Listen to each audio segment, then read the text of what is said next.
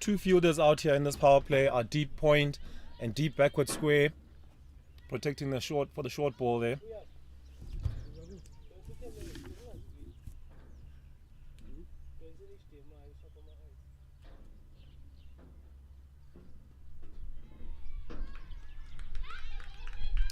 First round's on the board there.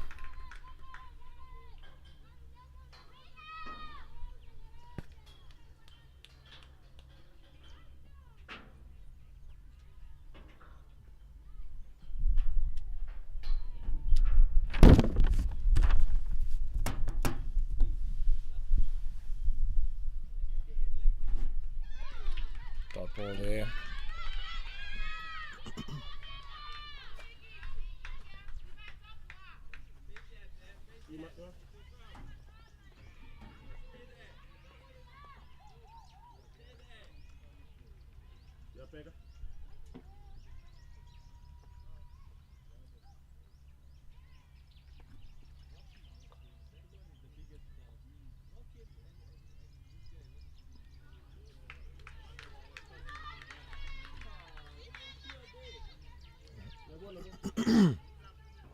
Both teams with one win and one loss going into, and two losses going into this tournament.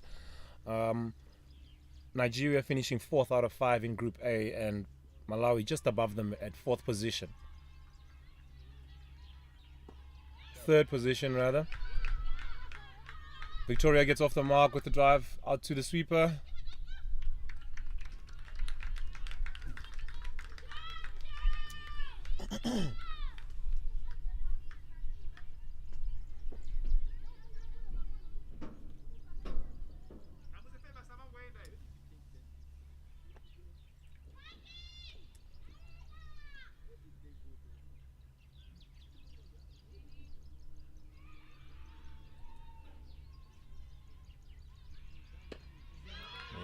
Full toss there.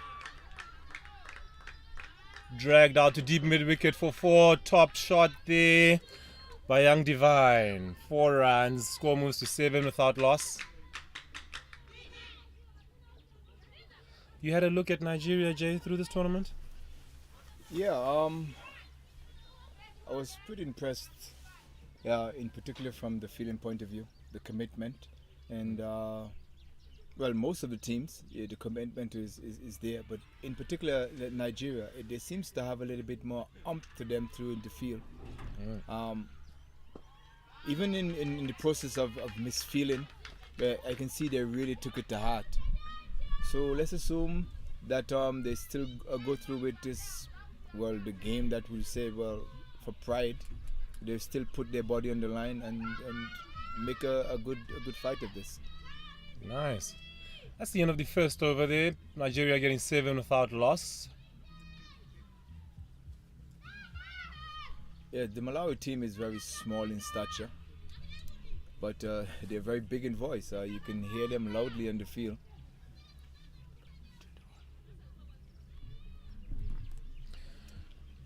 Katrina Chingaipe bowling from the golf course end. Should be going through to Victoria. Yeah, Malawi a very vocal team. They enjoy their cricket, they enjoy laughing, they enjoy their dancing. There's always a lot of banter in around their team and their change room. Great to see. Yeah, I mean, do our guys have that so much fun and yeah, you wonder, yeah. There seems to be a more electric vibe around this tournament and the ladies' game as a whole. So, Victoria pushes one through there to deep point. Should come back for 2. Oh, great run in there. They scattered through for 3. It is one thing, Jono, we can't face the commitment of these girls, feeling-wise. Yeah, they put their bodies on the line consistently, and it's great to see, particularly from youngsters. That's what you expect, actually. I'm always a bit hard on the young under-19 boys when they don't want to dive or throw themselves around, because it gets worse with age, as you may know.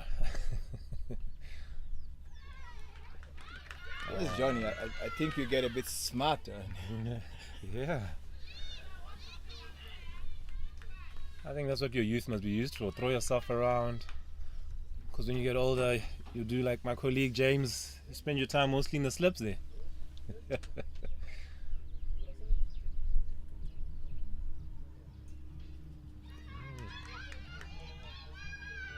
Yeah, I'm very happy about that position. It's not just the position that I occupied. I think I'm fairly okay in that position.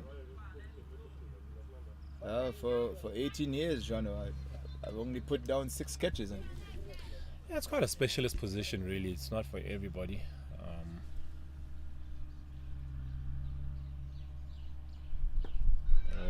Well ball, another stump there.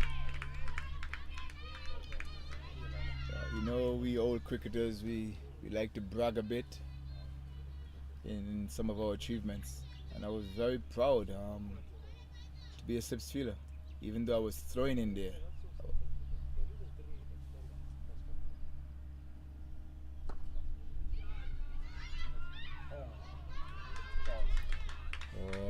Run out chance there, yielding 1.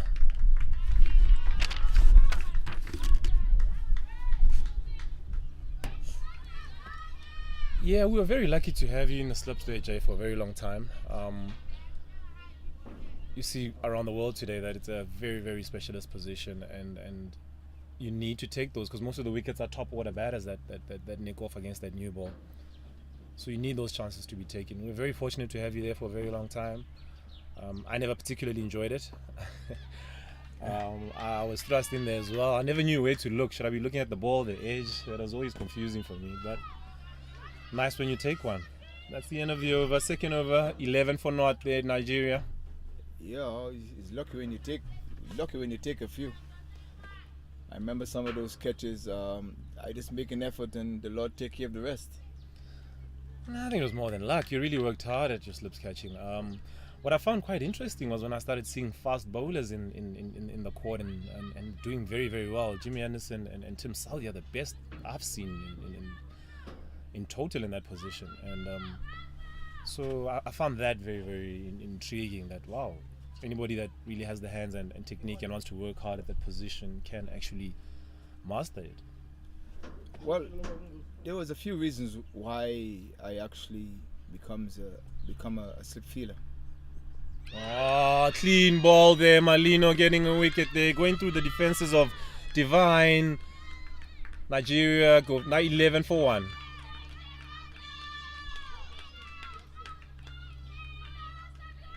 Yeah, in my early cricketing days, I was chucked into that position because there wasn't much option, and I take it a bit serious.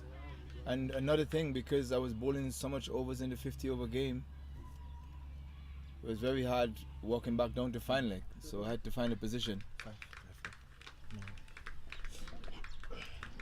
And after I realized I was good at it, then we start training a lot, catching 50, 60 to 100 catches a day, and it pays off. Coming in at number 3 is Osiande Omokobio.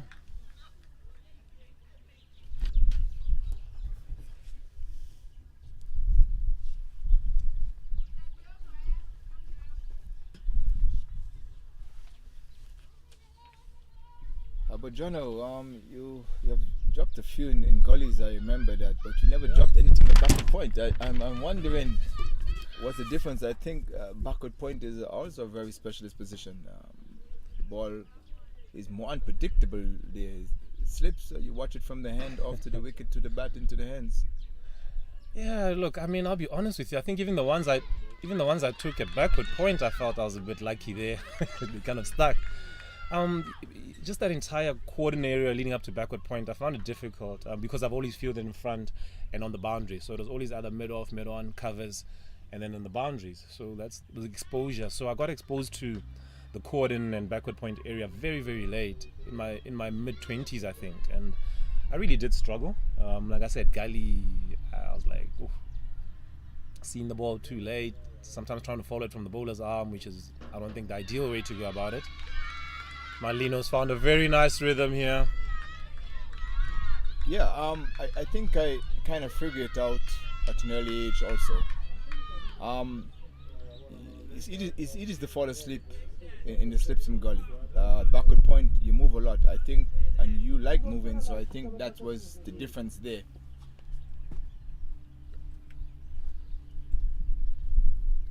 Yeah, true, true. I do like to be in motion. It's top over so far.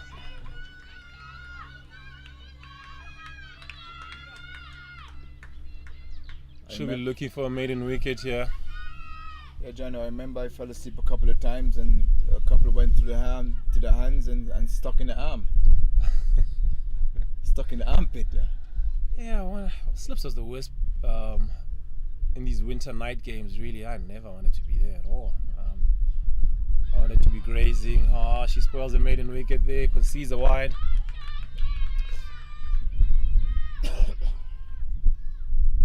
But it's funny, you don't necessarily have big hands, but you take them while it's slip. I always thought it was about having big buckets for hands, but I think your technique is exceptional. You really don't go at the ball. You allow it to come to you, and you sort of just. Yeah, I think it comes from also wicket keeping. You have a very good idea because I used to wicket keep as well. I used to do basically everything as a junior cricketer. But I wicket keep for a couple of seasons with at home in the first class league, and I think that's what helps me also to be a better slips fielder.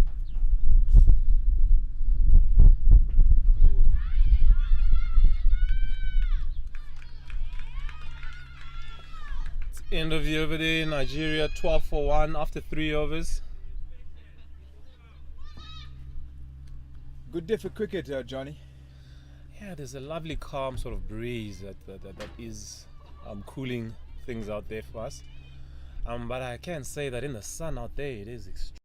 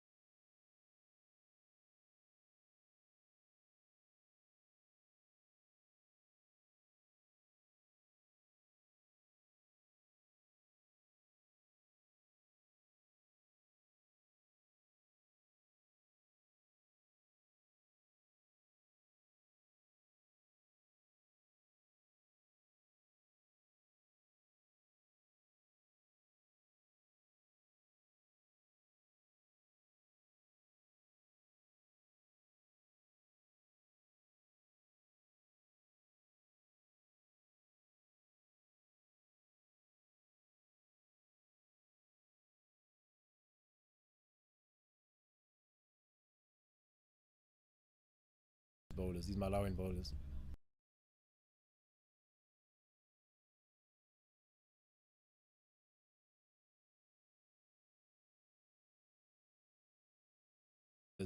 You recall that we never had team meetings, we never had game plans and things like that. It was more like go and practice and then go and play.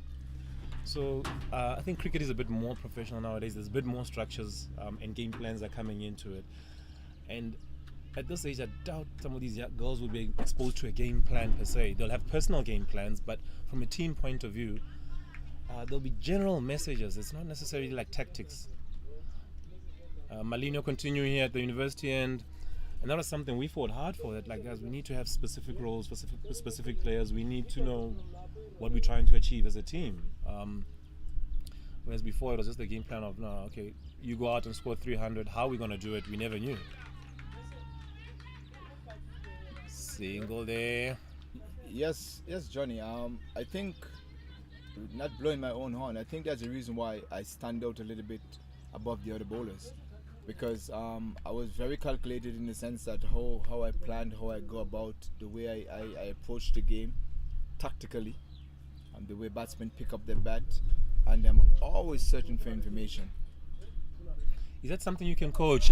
Pull shot there, down to deep square, pressing hard there, wants to come back for 2.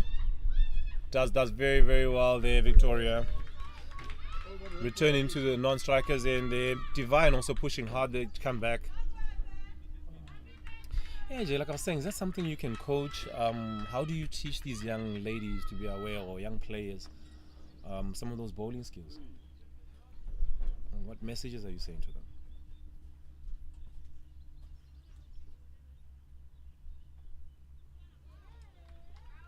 Yeah, well, a great scholar once says, you get knowledge over time. Yeah, and we always mention that about game time, or game time is so important. Yeah, but to tweak on that a bit,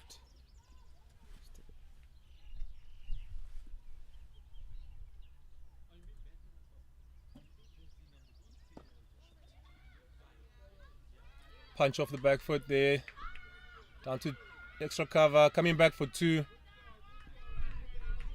Great running by Nigeria, but Malawi will definitely want to tighten up there on these fielding errors.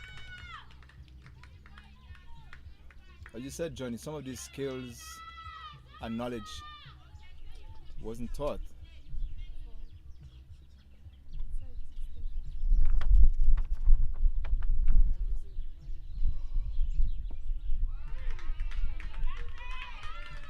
But for me, I was a very practical person, number one.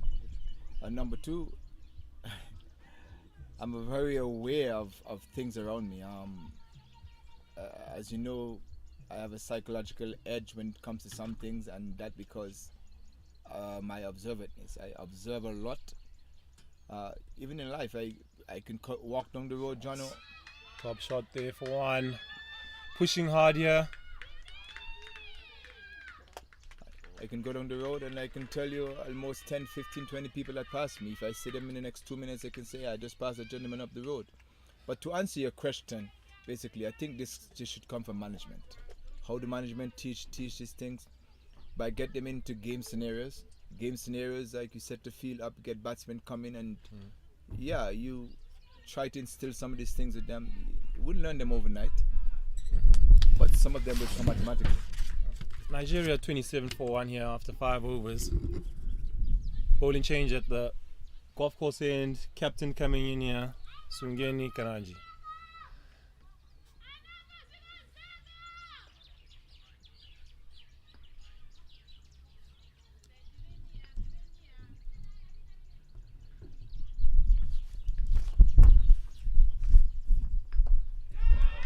Top cut shot.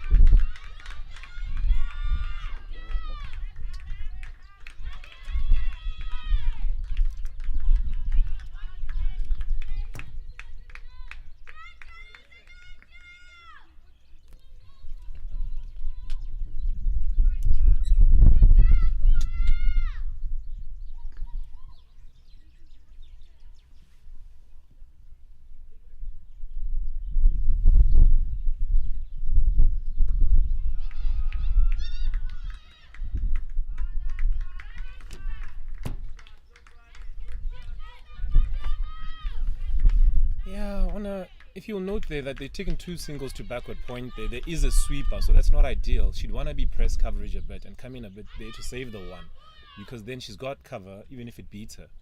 So she wants, her job is to stop the one. And these are little things that they'll pick up as time goes by, that such singles are not allowed.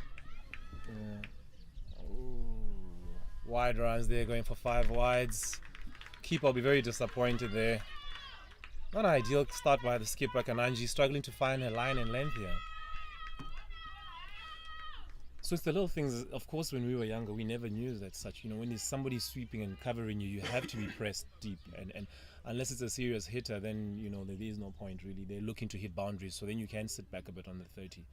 But just dropping and getting ones like that is really not ideal in the power play.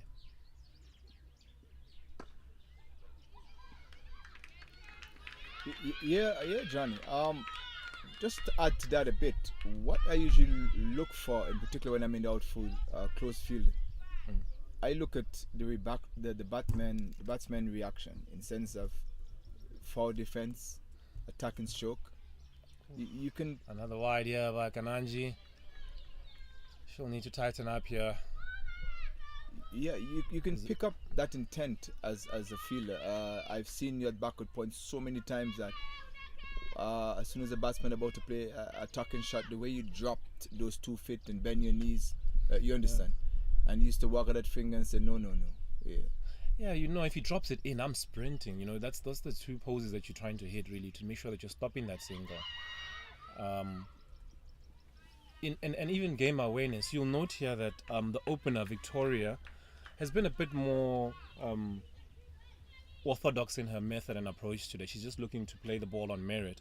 Whereas number 3, Oseando, she's been very, very aggressive in her shot play, though she hasn't middled that much. But I've loved her intent. So as fielders, you also have to be aware which batters you can creep up to. So, for example, me being an attacking batter, I used to note that the guys are sitting back on the 30. Then to get my game going, I'd like to drop and run because they are.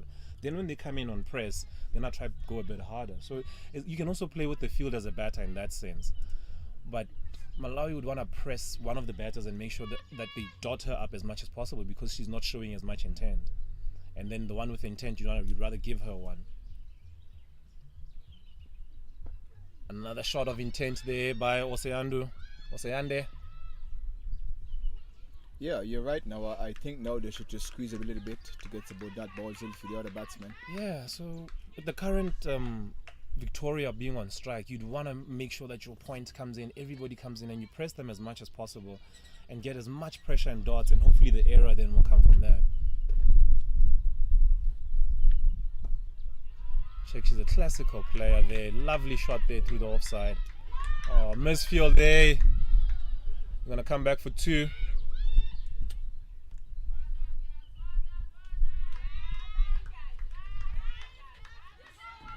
But Jono, me and you, we have break a lot of rules in sense of cricket when we used to bat together. We never used to call. Is this eye contact that we used to get? Yeah, that's it. Nigeria, they're 39 for 1 after 6 overs. Yeah, chemistry is also very, very important with partnership. I've always found that your top 4 need to have that nice chemistry, that they can run together, that they can drop singles and not necessarily call. Or even if there's a chance of an overthrow, just look at each other and go. And that comes with time. Yeah, I don't know if you remember in a few instances that you stab the third man, picks up the ball and take a little time to lob it in. We run the first one, then we look at each other. Yeah. When just about to lob it in, then we take the second run. Because they were very, very slow and methodical about how they were going about it. Yeah, very. Alinafe Alfonso coming in here from the university end.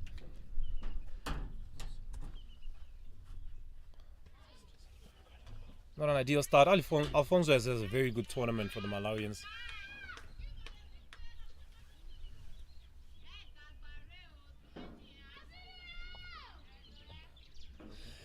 Yeah, Jay, I think I enjoyed the runs. You are always a very cheeky runner. But I must say, I don't think anybody's run me out more than you. Opportunity missed there by Malawi there. Top shot there by Osayande. Continuing her intent and aggression here. They move to 44 for 1. Yes, Jono. Reward sometimes comes at a price. Huh? Very true. Live by the sword. Yeah, but most of those times when you got run out, you already got a bundle on the board, at least 50, 60, because you used to score your runs pretty briskly. Yeah? Not true. I think even partnerships comes back to what I was saying about chemistry. I've always found. Top shot there. Back foot through the covers. Yields another boundary there. 48 for 1. Nigeria motoring along now, finding their pace. Partnership is on 37. Doing very, very well here for Nigeria. Osayando looking very, very ominous here.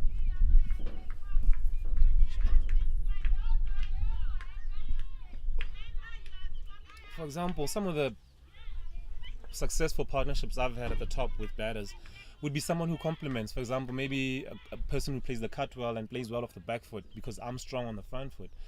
And you'd find that it was difficult for the bowlers to adjust, especially if you're rotating strike and things like that. To find their line and length was always difficult. I look at Andrew Strauss and Cook. Cook being somebody who's predominantly on the front foot, on the back foot, and Strauss being somebody who likes to drive and come forward at the ball, and so forth. So it was always interesting that I found that, there was always had to be that complement with each other. Even somebody similar to you, we scored a lot of runs together. At that early stage, you were very, very attacking, and I sort of just stayed at the wicket and supported you and gave you those single and things like that. So the partnership, we really complemented each other. But what I learned about you also, in playing with you for a little while, that you love the seamers. Return catch there, chance by the opener, taken there gleefully there by Alfonso. She strikes in her first over. 49 for 1, Nigeria. Victoria, they're going for 10 off 13 balls.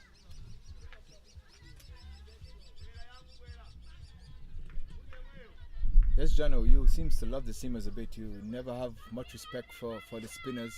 I do not know if it's a personal thing. Maybe you always think maybe spin bowlers are not bowlers. But for some reason, as soon as the spin comes on, like you lost every form of discipline what you can ever find. Like who are these people? Yeah, that's why when we batted sometimes I always try to make sure that you face most of the seamers. Piety Lucky coming in here, replacing the opener Victoria. Yeah, it's interesting. I think one of the challenges being at the top is that I was usually out by the time the spinners came in. So I never got to face a lot in my playing. But it's something that I do really enjoy. I think it requires discipline and a different skill set. For example, batting in the power play, I had to learn to hit over the top. And that's something I enjoyed. So now against the spinners, when this field is spread, that's not ideal. It requires you to hit the ball a bit more along the ground. So I was popping a lot of catches because of that top power play order mindset of hitting the ball in the air. Oh, top shot there to begin.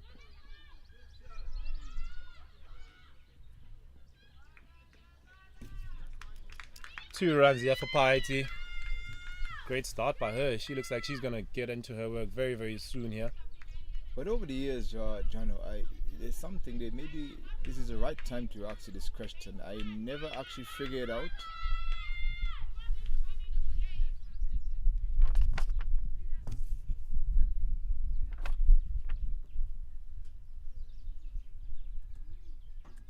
Ooh, superb start there. That's the end of the over. Nigeria 51 for 2 after 7. Yeah, we know about the front foot. Anything down middle and off, just about outside off stump. That's your game. What I couldn't understand, you're very good pull of the ball, but you never cut. I could never understand that because people thought you were always a dominant front foot player. But I've seen you've creamed a lot of short balls, in particular those to the body. But you just never cut. I couldn't figure that out. replacing the skipper, Sophia Chinawa. Skipper replacing herself there after that one over.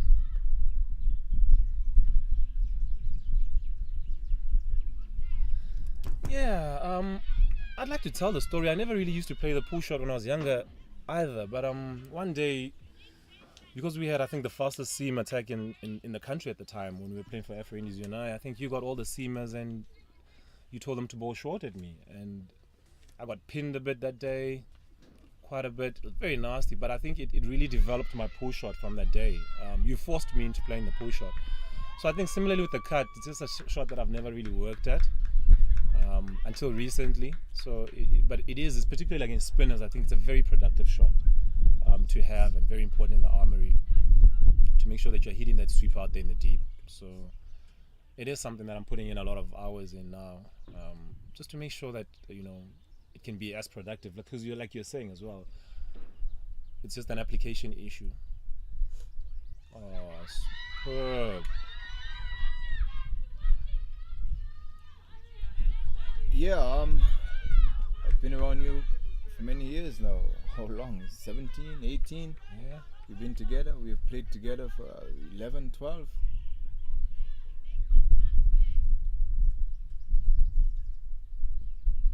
Oh, top shot there. Goes all the way there. Fantastic stroke there by Piety Lucky.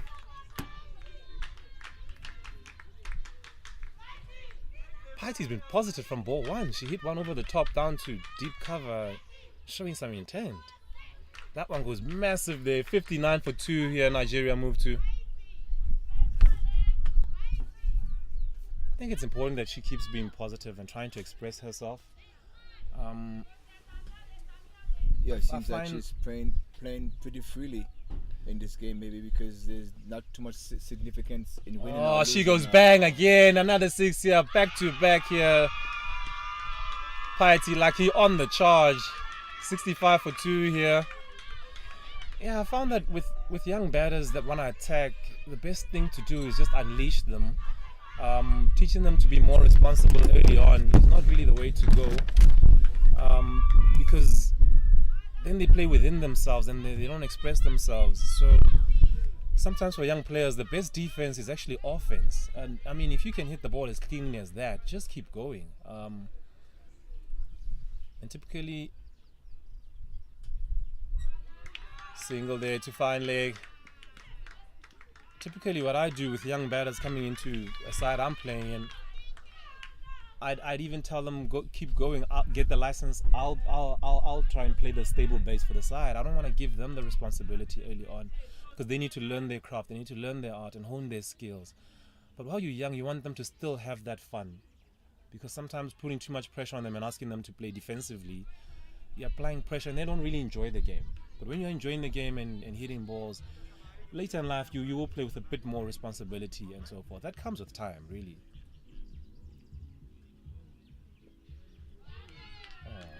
Positive running again here. Yes, Johnny, I think that sometimes that comes with the character of the person or the player. 67 for 2 here, Nigeria after 8 overs. Finding some good momentum here. We have something where they call man management sometimes. With the managing teams, know their players and able to communicate, and in order to unleash them. When we say responsibility, we shouldn't throw responsibility out of the window, but still we shouldn't be that responsible that we're not doing what we are picked to do. And this is where some of the problems come by with some of these young kids. And I think for part of your career also, you were told that to have a look, and I'm the one who used to keep telling you, what are you looking at? You understand? Yeah, just hit the guy. What are you looking at? Because that was your mentality at first when I met you.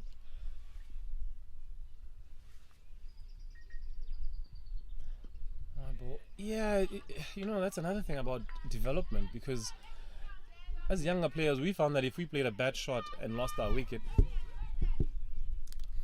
we'd find ourselves dropped for the next game. So hence things like that, really, you start to really put pressure on yourself, and you don't want to lose your wicket. And the purpose of batting is to get runs, really. So if me being aggressive is my method of getting runs, you need to develop that and let me hone my skills to perhaps maybe execute on more deliveries rather than asking me to play defensively. So it was a very strange thing where you'd be dropped as a young player after playing a rash shot.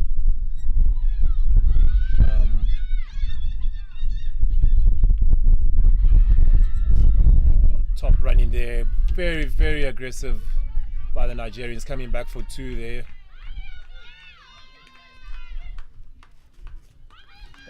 Yes, John, you have been a victim of that a few times.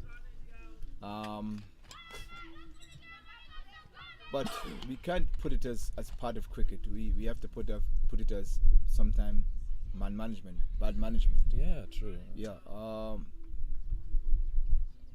I remember briefly that time, maybe you want that conversation to come up, that time that it actually happened with you.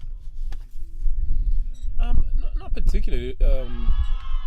It's more about, just to emphasize on the point that you're talking about just really top throw there from the deep. I think it's more along the lines of player management, similar to now these ladies here, these under-19s who are going to go back and go home to their own countries.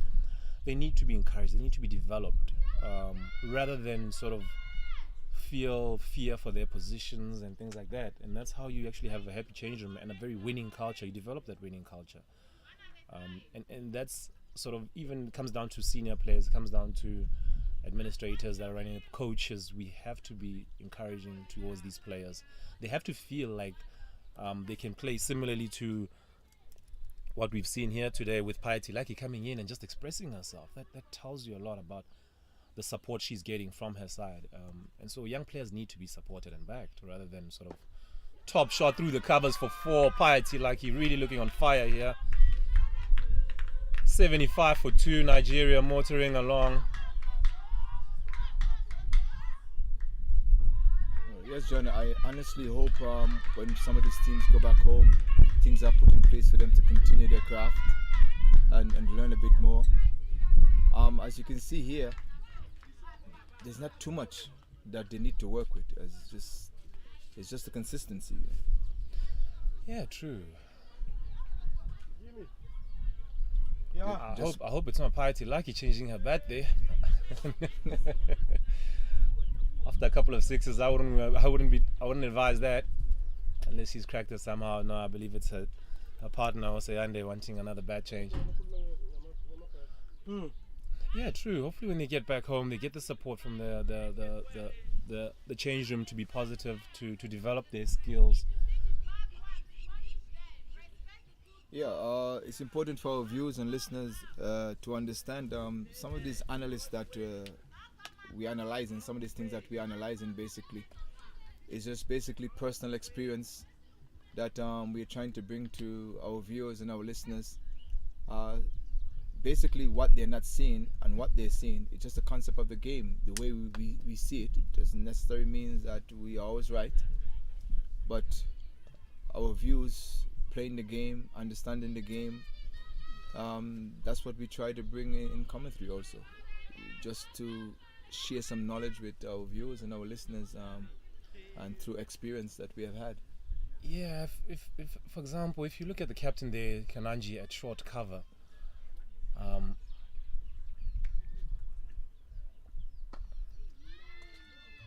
huge pull shot there out to the deep, should yield 2 here for Piety Lucky. It's quite, if you look at Piety, the way Piety's been playing, she's been going hard at everything. So you'd want to be back on the 30 there to stop that slash through the cover point. Because the way Piety's middling it, I doubt there's anything that she's going to be able to middle to field without being injured there in that position. She's way too pressed in coverage there.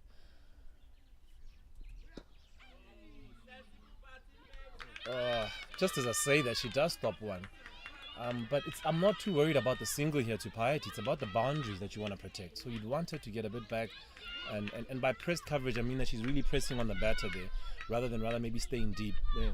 Yeah, Because a good cover drive is she's not gonna stop anything there in that position. and most of her runs deep mid wicket, extra cover and extra cover. Yeah, is- she's is looking a to bit- go hard at Yeah, every. extra cover is a bit too straight there. Sorry, it's a bit too wide. Oh, chance here. Oh, could have done better there. Monica Ndipo should have taken that. Another single there for Piety. Oh, 2 runs. Well done there. 79 for 2 after 9 there. Piety lucky moves to 23 after 10, striking it at 230 strike rate. Osayande doing a great job here. 23 of 25 balls, striking at 92. But you can see she's getting it ticking. She's rotating the strike as well. Yes, John, and they're also building a partnership. They seems to be getting it together. Kananji returns here from the golf course end.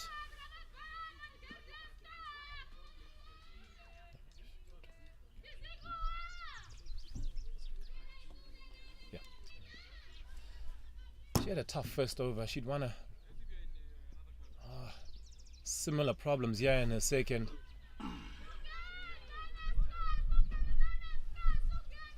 Jay, how do you help a bowler? You're a bowler. How do you get them? As a captain, and a non-bowler myself, I've often wondered, how do you help them bowl on the right side of the pitch? Is it a technique issue? Is it a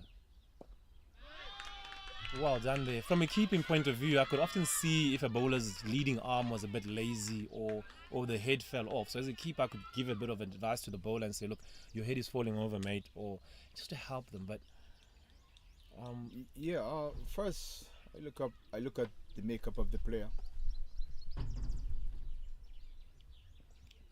How would you help Kananji now? She's really struggling. She struggled in her first over. Well, it's two things. She needs to run a bit straighter. If you want to get the ball outside the off stump, depends because she has a low arm delivery. So you run a little bit more behind the umpire. Just change your basically your line as you see where she's coming from. She's running a bit angled towards fine leg a little bit. Exactly. And if you could just get a little bit straighter. Yeah.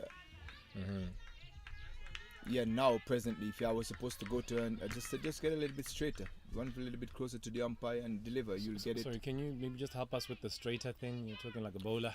Yeah, when I said straighter, her run up, as you see, her run up is a little bit angling into and the arm is a bit low. So the trajectory is coming from a bit wide, and it's more likely that she will push it down the leg side a bit. Yeah. But if you come from a bit straighter... Ooh, 3 runs there. Yeah. Very, very good running by Nigeria here.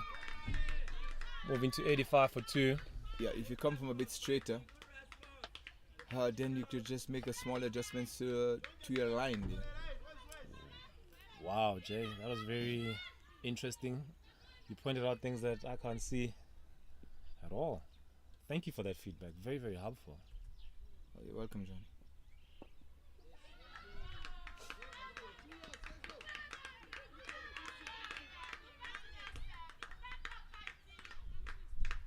Two runs to the deep.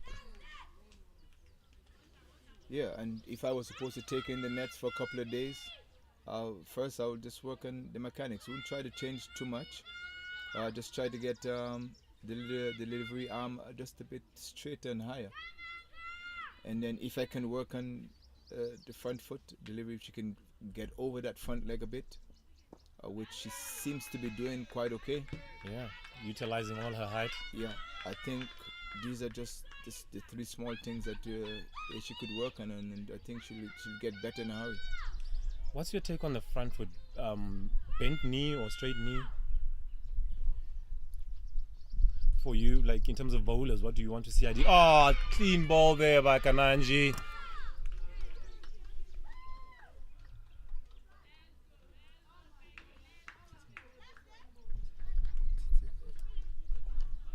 Getting the wicket of Osiande, who's played very, very well here. 26 of 29. She should be very, very proud of her efforts here. Nigeria 87 for 2. 9.5 overs.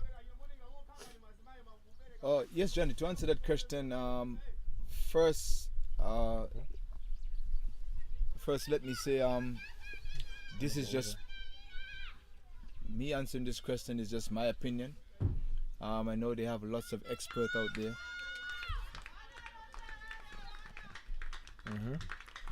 I know they have lots of experts out there who are paid to analyze and change things. But for me, I'm a Sorry, they're just peculiar. Agbayo coming in here to join Piety at the crease. End of the over, 10th over. Nigeria 87 for 3. Moving at a very healthy run rate here.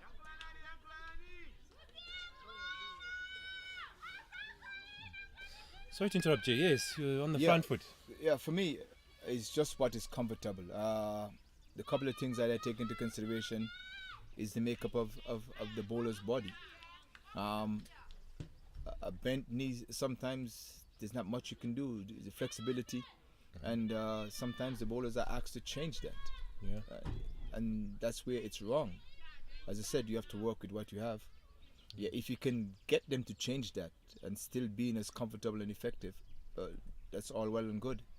Ooh, Lucy Malino here. Piety Laiki, big shot through the leg side there. 4 runs, 91 for 3.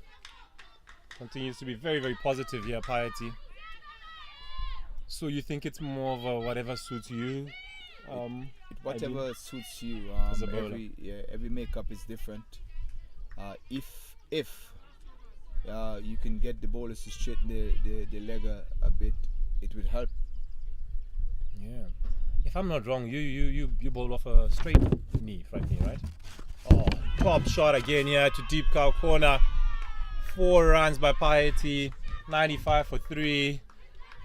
She marches on to 34-13 and striking it clean as a whistle.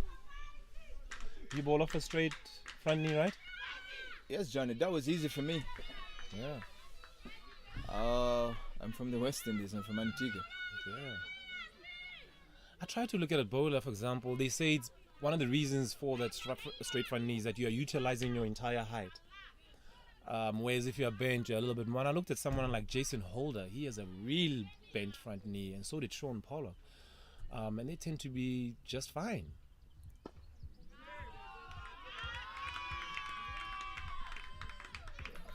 Yes, John, just to add more on my point, exactly what you're saying. That's where it started. Anything that you do have to start from the foundation that you have. You just don't dig the whole foundation up if that's what it is. If you dig the whole foundation up to start all over again, it could also be a problem. Then you have to go through a lot of other things. Consideration of where the foundation is, where you're going to put it, how wet or dry it is, how strong, how flexible it is.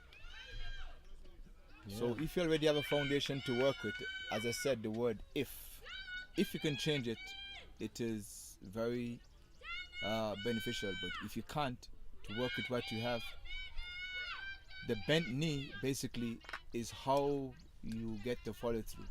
Bent knee and the fall over, it could be a problem. If you get the bent knee and you can go straight as you can, that also could help the adjustment.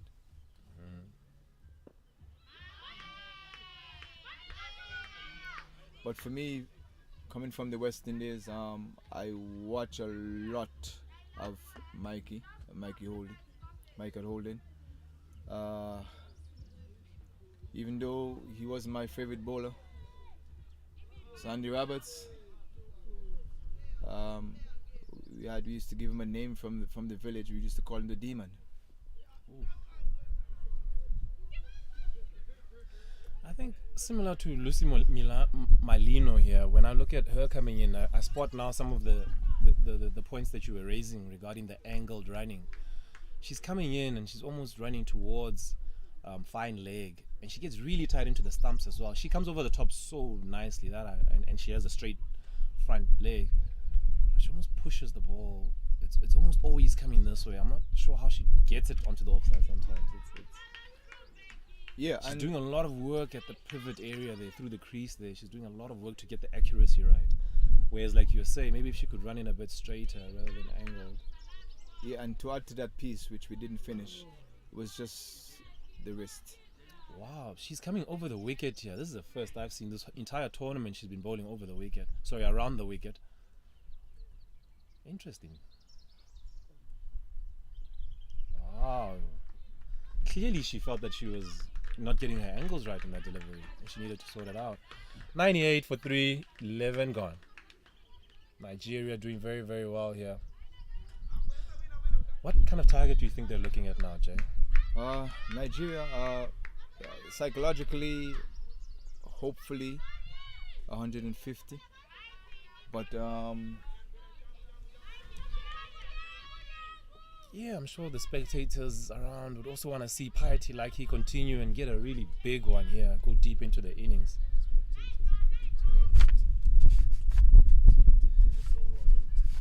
Wow, I've just heard here from our team here from Pitch View giving us these lovely visuals that there's some chat as well on the online viewership, and they're predicting around 180, which is highly possible here given these 9 overs to go.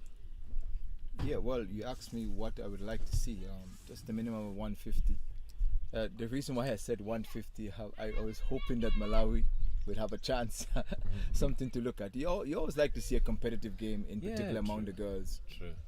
Coming back here is Alinafi Alfonso, replacing the skipper here. Very interesting bowling changes all of a sudden. They traditionally give their bowlers 4 on the trot and don't mess around too much with bowling changes, but it's nice to see that she's jumping and changing. Very interesting development in her leadership here. Alinafi Alfonso has had a very good tournament, really crucial breakthroughs at critical times during this tournament. She's been quite a good workhorse here. Does a good job in the middle, breaks partnerships, really enjoys her bowling.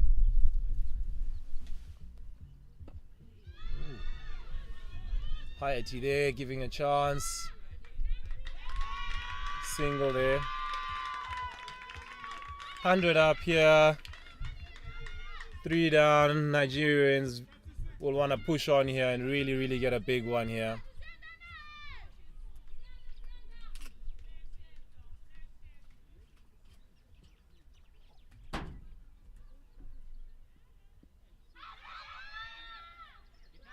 Ooh, chance of a run up. The pole is in. Batters get through. They skittle through for leg by. Just to note, there was the non-striker Piety Lucky storming through there.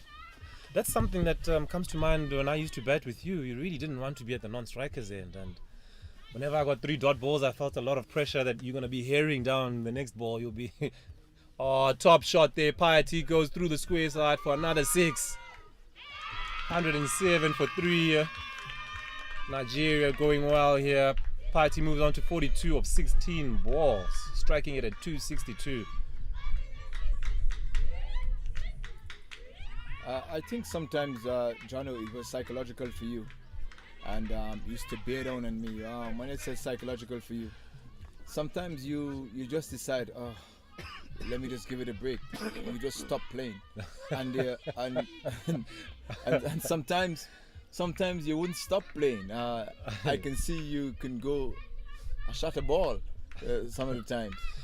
I think you're being a little defensive there. No, but I think I've seen it, having played with enough. Oh, another 6 there. Should go. Oh, 1 bounce. Oh, 6. Ooh. She moves to 48 of 17 here. Nigeria 1-1. 1-1-3 here for 3. She'll really want to pitch it up, Jay. I think if you look at the attacking shots from Piety, there's been these back foot shots, and you'd want to just pitch it up just outside of the length and force her to hit you through the offside. Yeah, but we have seen a few of those. Very dominant through the leg side. We've seen a few of those travel also. She had hit one off the front foot to cow corner, and that is actually a big people 6 here. Yeah.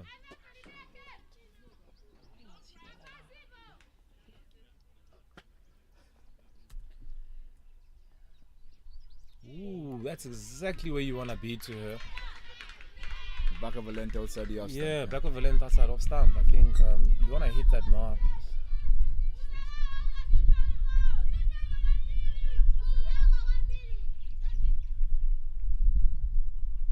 she'll be confident though that the accuracy of these inexperienced bowlers, she's gonna get something every now and then that she can really go after.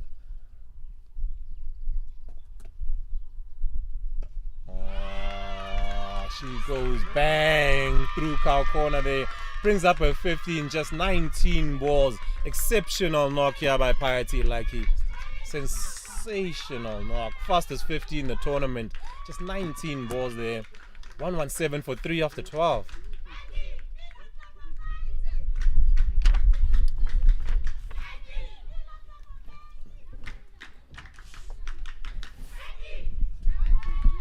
Yeah, we just have a change in commentary. My good friend, brother, teammates, and allies have just departed. And our sister from just across the border, Tanda. Welcome, Tanda, to Oval 2. Welcome to ICC on the 19 Qualifiers Africa. Thank you, Jay. Good morning to you too. Yeah, how was your day off then? Yeah, my day is going on well. Can't complain. Enjoying the weather here in Botswana. Lovely breeze we're having in the mornings. Yeah, we have been treated this morning with some beautiful cricket here, particularly from the Nigerians.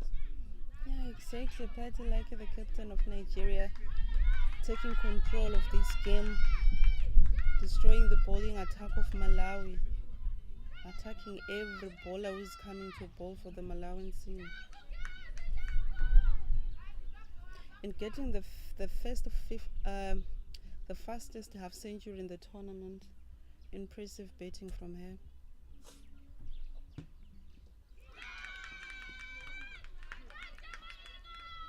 Alfonso strikes.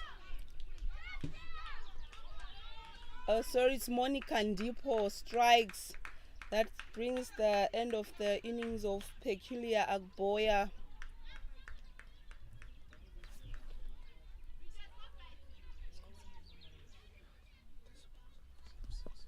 Yeah, Tando, you have a habit of doing that. You come and sit in the commentary and something usually happens. What are you implying, Jay?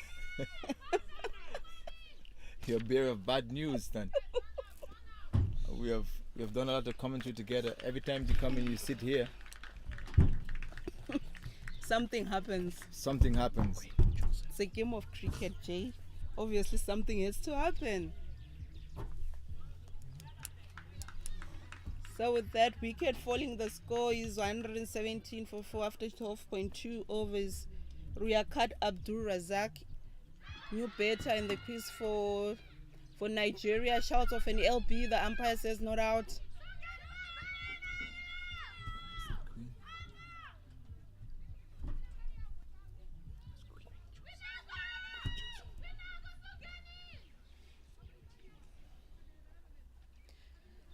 Apologies once again. The new batter is Queen Joseph.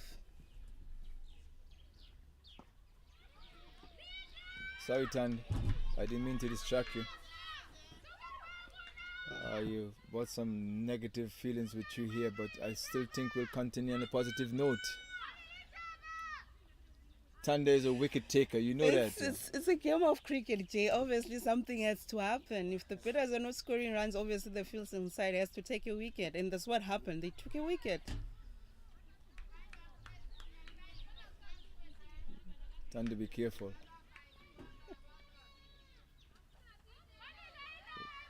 You can't be thin-skinned when you're sitting around me, Tando. Anyway, it's nice to have you here, Tando. Yeah, I've been enjoying those last few days of commentary with you guys. It's been quite an experience having the locals, working with the locals. You know, I can say I'm quite impressed by how you guys are improving day by day in your commentary. One cannot tell that it was your first time you guys being on debut. Well, Tando, I don't even want to go through the history of the last 5 days. Waking up in the morning, realizing what I'm getting myself into. I almost visit the toilet twice. And until the first word came out my mouth. It's always good to challenge yourself in life. Malawi strikes again. 5th wicket falls for Nigeria. That brings the end of Queen Joseph's innings, scoring a duck, bringing the score to 119 for 4 after 12.5 overs. So Tanda, what do you consider of challenge, Tanda? With your friends sitting, just talking cricket, you can make a lot of mistakes, but making a lot of mistakes in front of the whole of Africa and part of half of the world, is that challenging? Or you should use another word, Tanda? We all learn from our mistakes, and that's how we grow.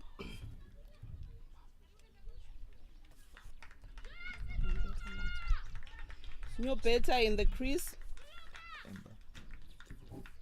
Henrietta Mbam for Nigeria, 5 wickets down. Score still on 119 after 13 overs. Yeah, we were just told in commentary.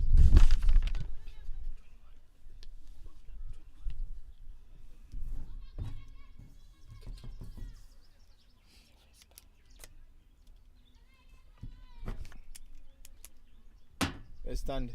We're just told to do the best you can do. You will make your mistakes and go on with it. So we try to do everything that we do. Exactly.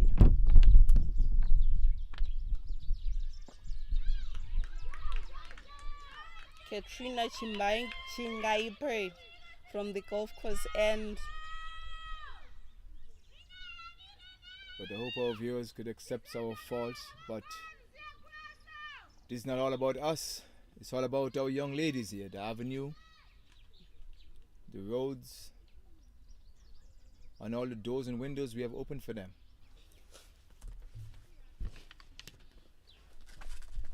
True that.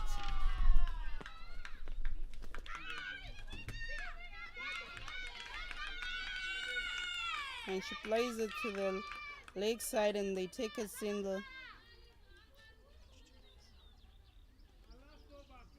Yeah, cricket have taught us a lot, and it's still teaching us in the form of these under-19 girls. The energy, the commitment that they have shown in this tournament is above and beyond. It's true that, like I always say, we all learn every day. As much as we're doing commentary, we're also learning some things from the cricket which these girls are displaying in this tournament. I know I keep repeating myself, but I'm happy to do so. I just hope that these countries and these organizations will keep this flowing, take care of these young girls, because as Johnny was saying also, his research realized from Malawi. True. True indeed, G. And that's a run out. Another wicket falls for Nigeria, bringing the score to 121 for 6 after 13.4 overs.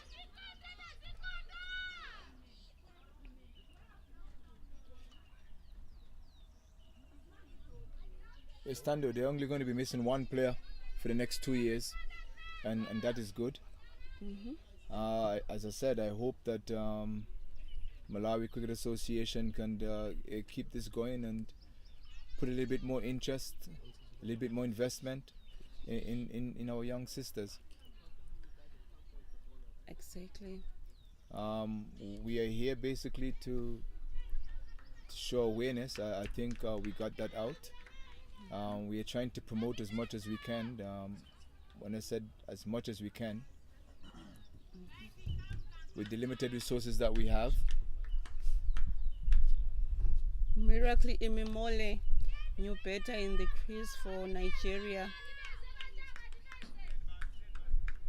As Katrina Chingaibe continues in her spell, going at an economy of just above 5. Not bad in a T20 match.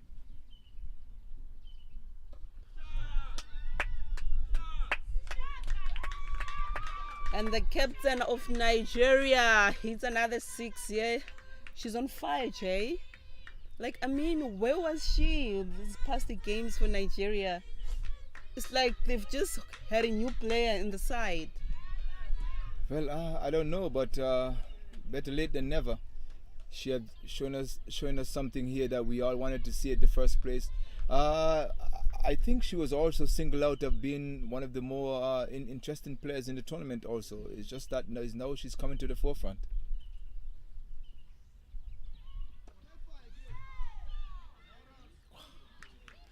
And she pulls Darren for a single down leg side.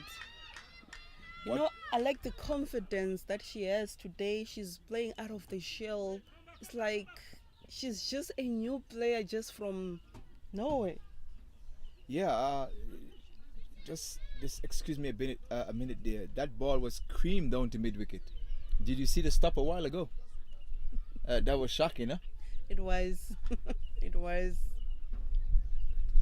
Yeah, just to continue on what we were saying, this batsman we were told that is someone to look out for.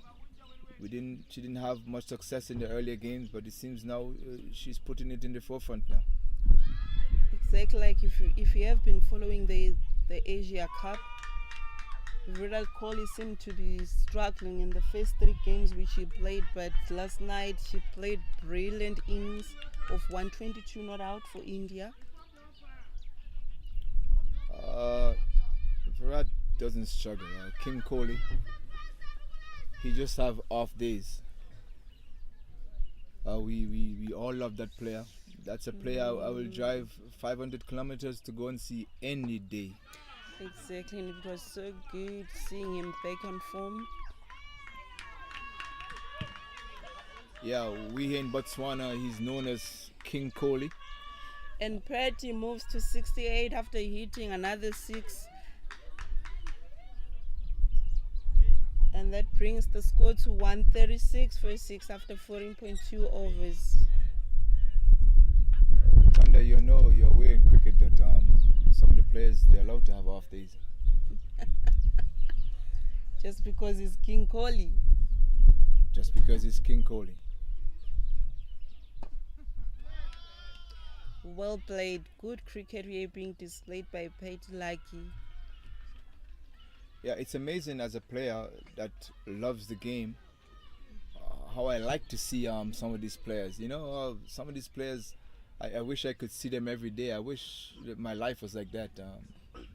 Yeah, from England we have Stokes, Kohli, and my favorite player most of all in the world, Rohit Sharma.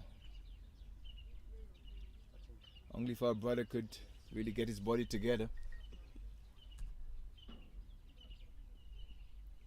If Rohit could only get his fitness together, I'm sure he'd be able to add the next 15-20% to his game. Exactly. A wide signal by the umpire there. That's a player I've dreamed to go one day personally to see him live. And our brother from England, Ben Stokes, these are players that we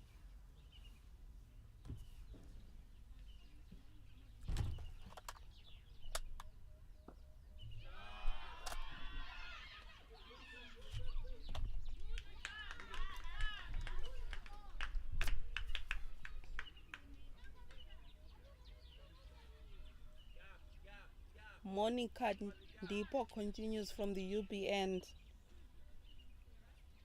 Yeah, on the other field, Tanzania is batting there 95 for 7. They're actually playing for first and second place in that division. That game will determine who's first in that division, first and second place. But I think those games sometimes. And they run out. The fielder drops the cage. They miss out on that run out. And that was Petty Lucky. Malawi being unlucky here, Jay.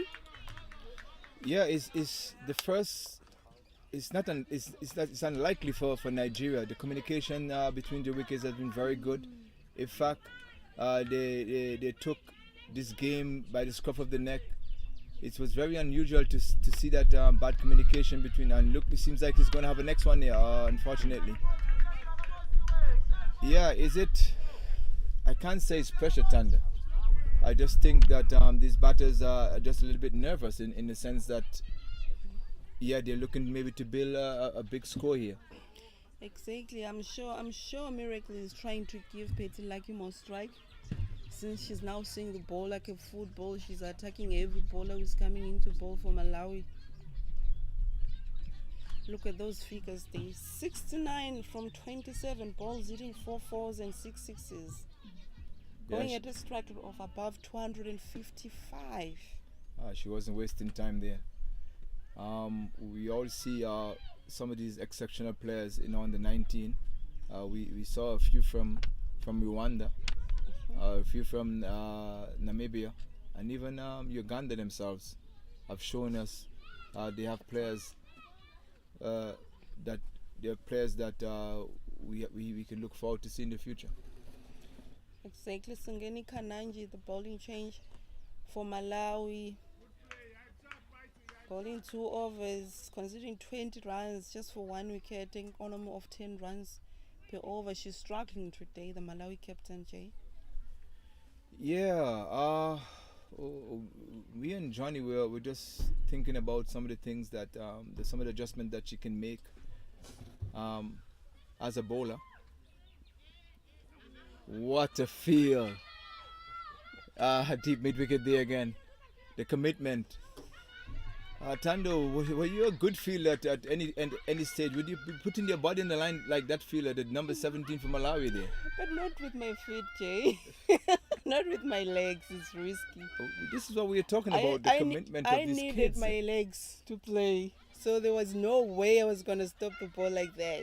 It's very risky. Yeah, the adrenaline is thinning. She's still running fine. She'll probably feel that pain a bit later.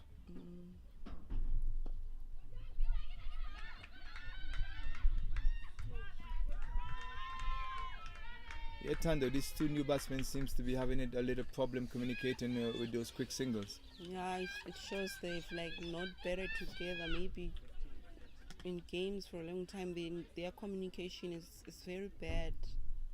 Seems they are not used to batting together.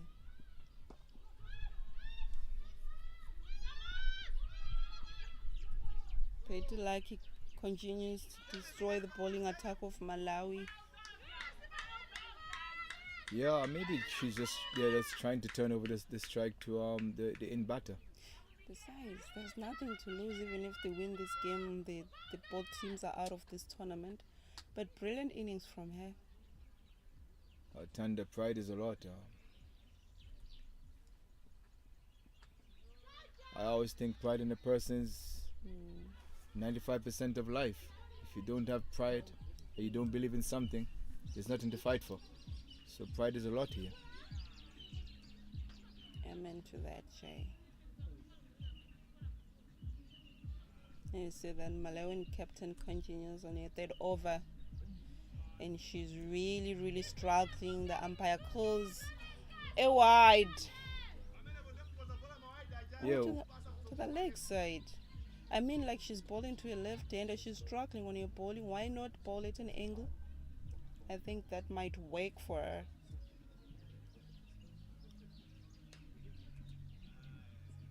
You see what I mean?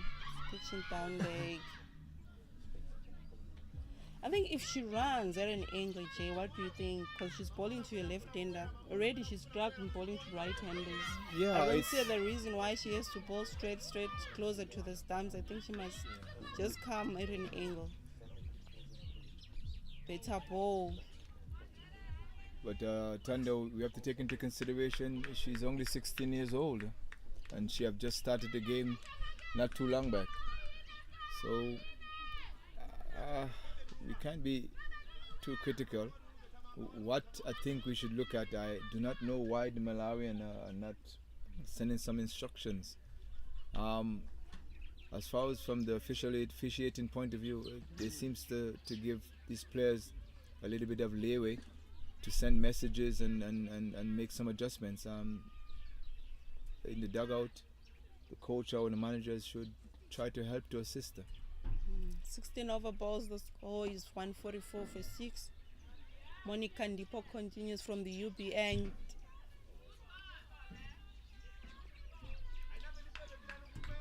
Tando, what do you think the strategy will be on the other field between Tanzania and Rwanda?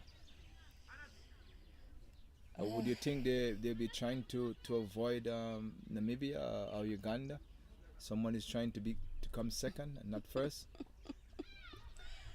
That's a tricky question there, Jay.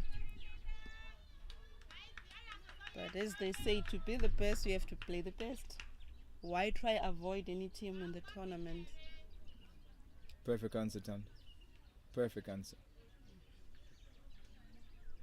Yeah, and my colleague and friend, Jono, he also has that mentality. I always want to walk down and face the first ball. We used to fight a little bit. I used to say to him, "Now it's my turn," because sitting at the non-striker end, you get a bit nervous. Oh, so used to open betting together. Interesting. Oh, Tando, I love that guy. I really love that guy. We share much more than just playing the game together. We are roommates. We have a bit more personal things going on. I've been to his wedding. Okay. Yeah, I see the tears sometimes. So I love John. I love John.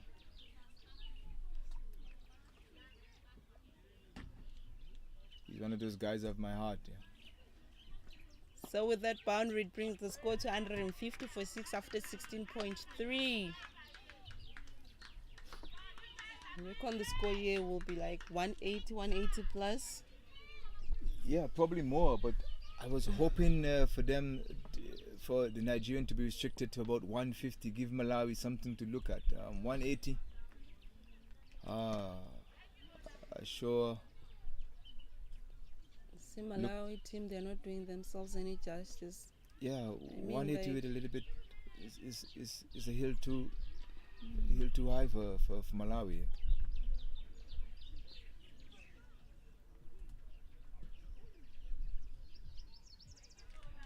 Yeah, that's another wide again for Malawi.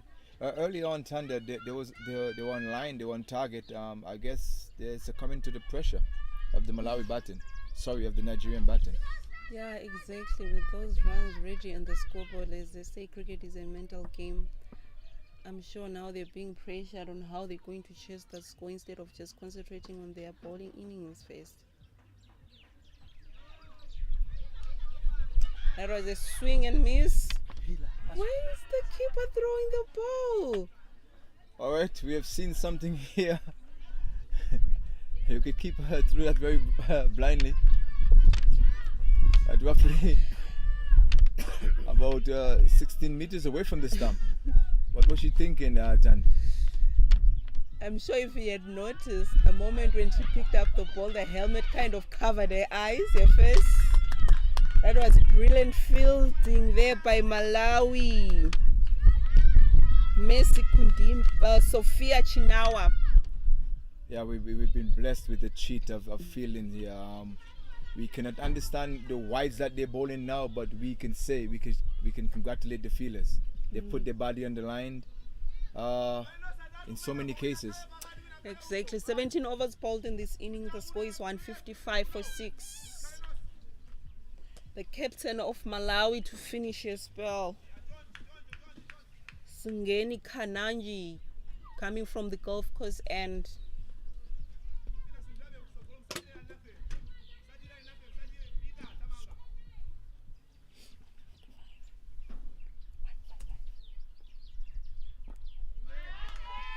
Well played, well bowled, good cricket all round.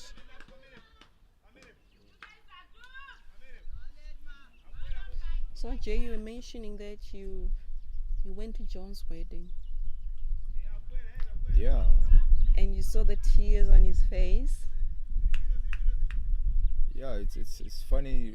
Women with a mate opening the batting with him and knowing him for practically 18 years. 18 years.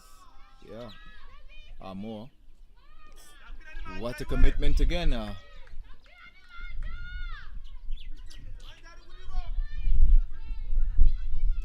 promise you, these Malawian fielders after the game, they'll be having niggles on their legs after this game. I don't know what's the complaint here. She's stopping the ball.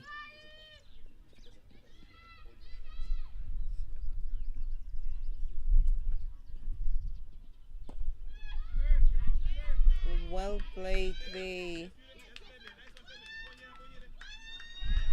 Easy 2 runs taken there by Nigeria, bringing the score to 160 for 6. Pretty lucky on 81 of 35 balls. She's just 19 runs to scoring her century. Yes, Thunder, I've been on lots of journey with John, and I must say I've learned a lot also, even though I am the older player. I've learned a lot from his commitment.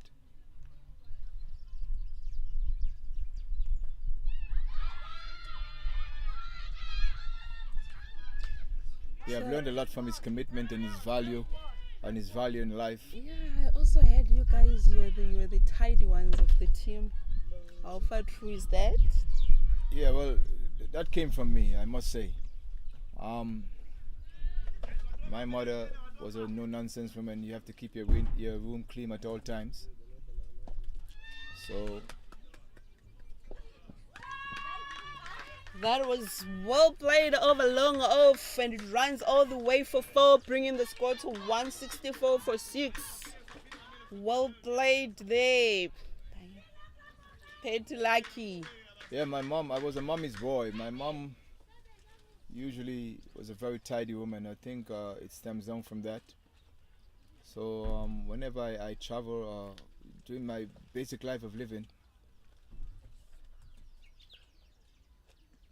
I'm sure it also contributed to your betting, because as a better, as an opening better, you have to be tidy as well, because you are the one setting a foundation for the team. Hey.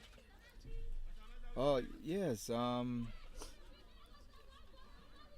Being tidy. I'm just really a person who likes to show examples sometimes. I always willing to learn. But as I said early on, I'm a very calculated person. I go about my business. Most everyone knows what I'm going to do, how I approach my game, basically. And yeah, I think Johnny feed off of that a bit, as well as sometimes teach me a lot, because he was playing also in South Africa for a bit. Bringing two styles of cricket together sometimes helps. You learn from each other.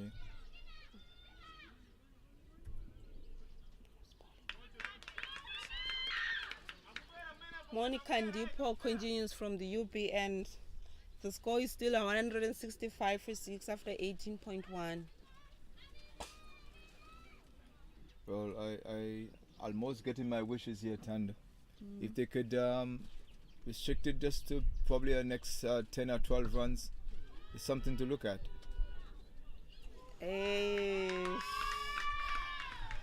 Another boundary again for Nigeria.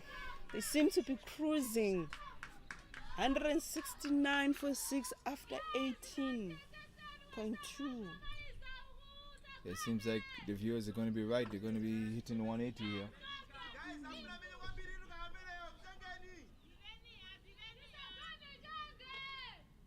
This is proving out to not be a good day for Malawi. I mean, 4 more. Another boundary 4 for Nigeria, bringing the score to 173 for 6. Is this the third century we are going to see in this tournament? Party like your 93 or 40 balls. Yeah, we already have 2.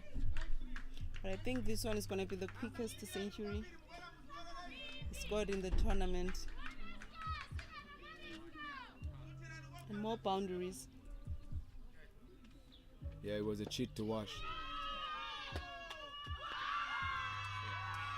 Another 4 from Petilaki. She moves to 97. She's just 3 runs short to scoring her maiden century in the tournament.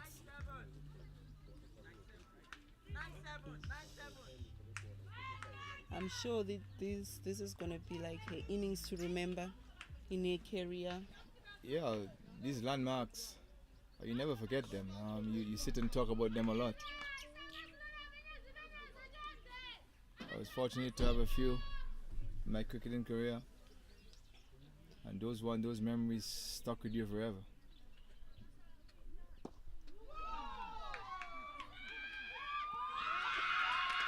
Four more runs. Petilaki scoring 100 in the tournament. Just off 43 balls, hitting 11 fours and 6 sixes. Brilliant innings from her. Beautiful innings, Thunder. Beautiful innings. Yeah, we have witnessed a lot of landmarks here in this tournament. Yeah? It's always nice to see these girls displaying such good cricket. I mean, she's just under 19 and scoring 100 of 42 balls. Her century being the fastest century in the tournament. Yeah, that was brilliant. Do you have any landmark, Tando, in cricket? I think your cricketing career, well, it's...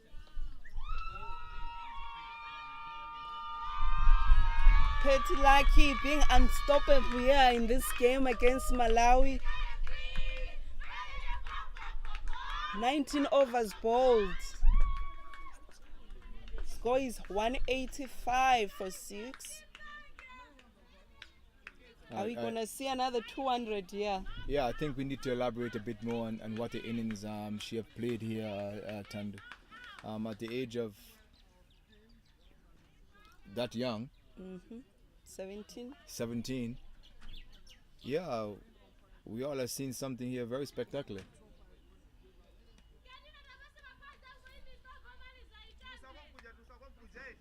I mean, like, if we were to choose a team for the under-19 Africa team, I'm sure it will be as strong as the team that we would have selected. It's funny that you mentioned that. I think maybe we should encourage that and see if they can get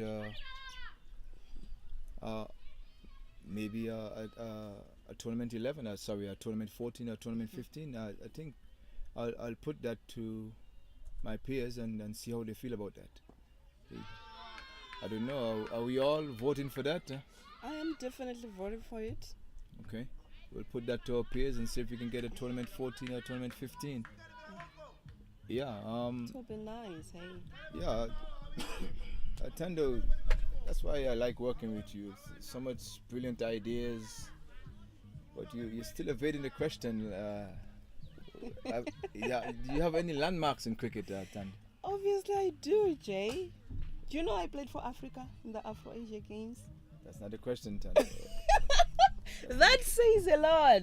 A lot of things that is obvious is not very obvious. So it says a lot. Imagine playing for Africa.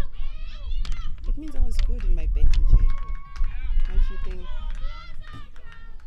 Please elaborate after the question, Tando. What are the landmarks, Tando?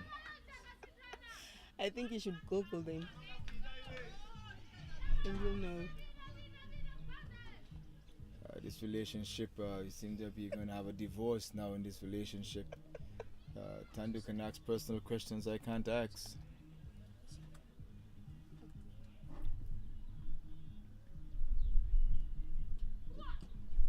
Swing and miss there by the Nigerian batter, Miracle Imimole.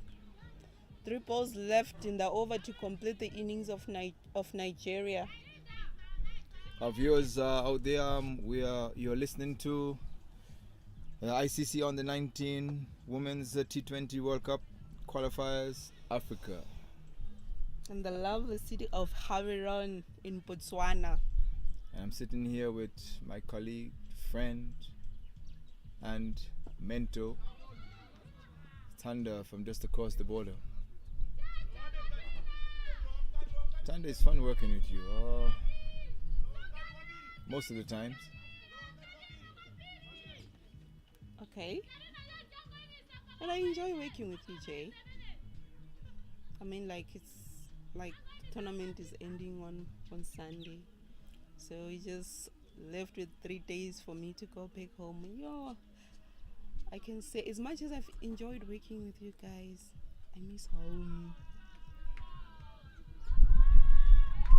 And she sweeps it down all the way for 4, and it brings the total to 191 for 6.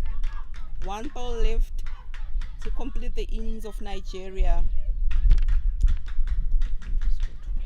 I'm going to miss you too, Tan. I hope in the future we can collaborate again. I don't know on which platform, but we should stay in touch. Hopefully, Jay will.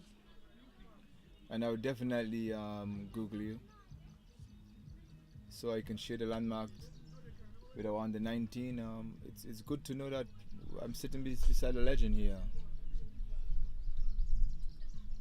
Last ball of the innings, and it's a wicket. Miracle Imimole departs on making 10 runs of 15 balls, hitting 1-4.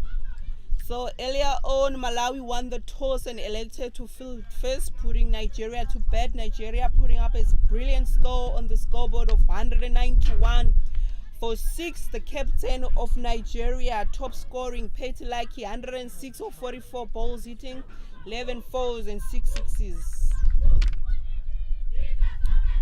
See you on the other side for Malawi innings.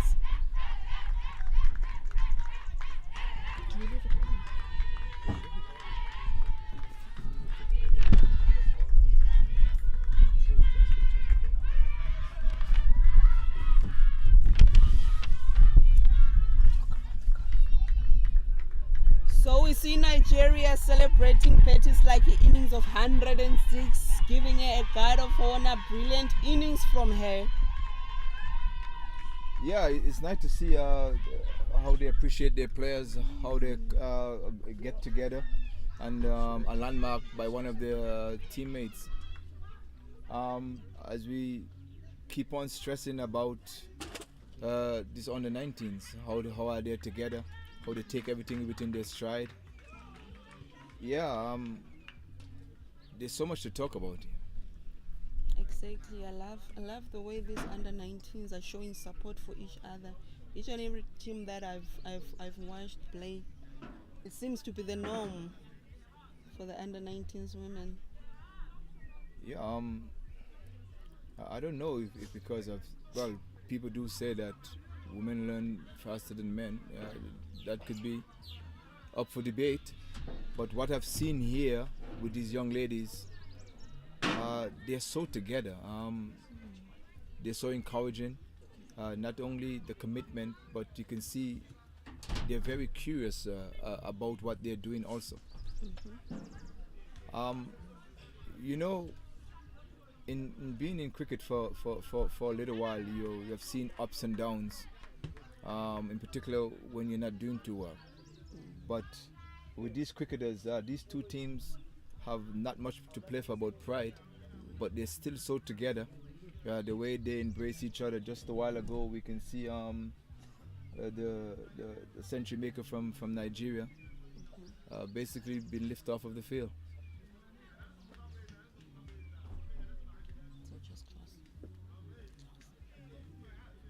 Yeah, viewers, we're about to switch over. In the next few minutes, Malawi will start their batting innings, and we should take it from there. Stay tuned.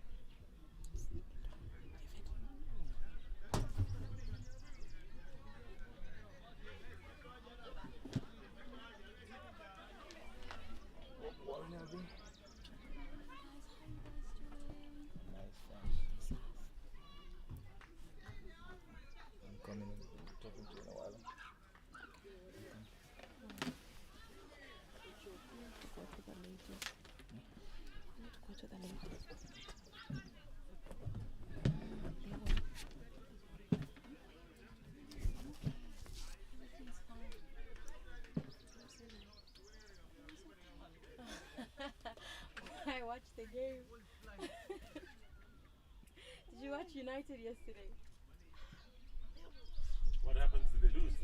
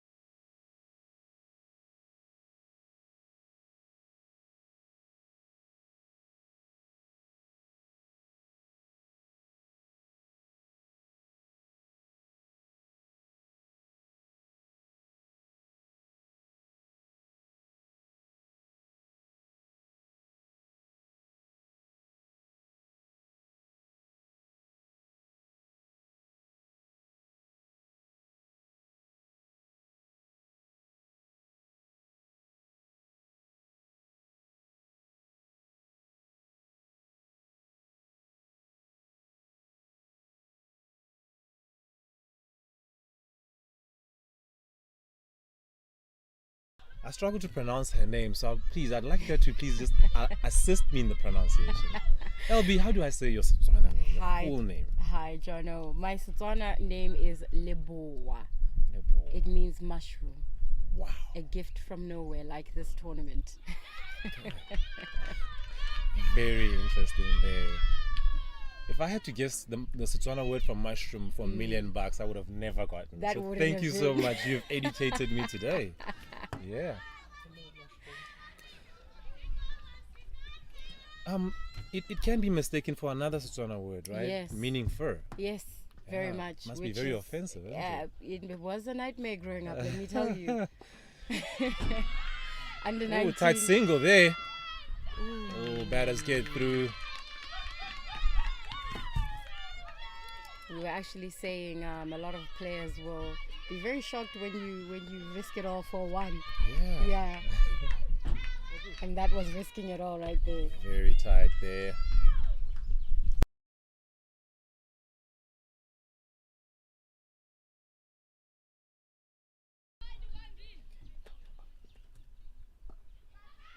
Ooh. Going across the line, straight up there. Sweet spot between the two fielders. Lucy Bigula getting off the mark immediately in response to Nigeria scoring 191 in their 20 overs target. Here Malawi will need to score 192 runs.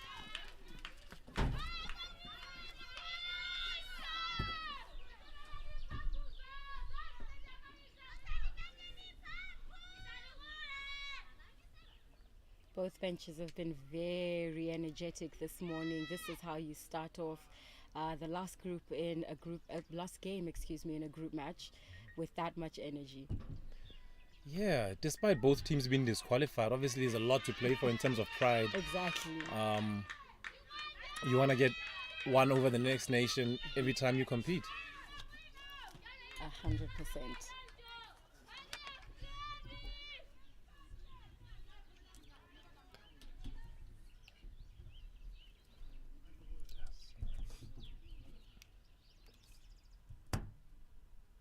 Ooh, enterprising reverse flick there.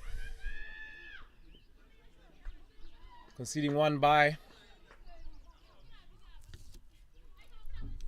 Clearly Malawi are going to go for it here. They really are throwing the kitchen sink at it very early in their innings. Yeah, we've got nothing to lose. It's the last game. Really, you want to go out with a bang. You also see these two as being two of the most evenly matched teams in the group, or so far in the tournament. We haven't had a lot of matches where both teams were at par with one another. Ooh, risky single there. It should get a run out. And yes, it is. Very, very big confusion there in the middle there, leading to the run out of Lucy Bigula. Run out here of 2 of 3 balls. Ules Charalile pushing her teammate and pushing her out. Yeah, Malawi losing a wicket in their first over with only 8 runs on the board. Really not ideal. Walking in here would be Monica Ndipo, who's been one of their highly influential players, bowls a lot of overs for them, dives around on the field. Coming in at number 3, she'll want to make sure that she bats as deep as she possibly can into this innings.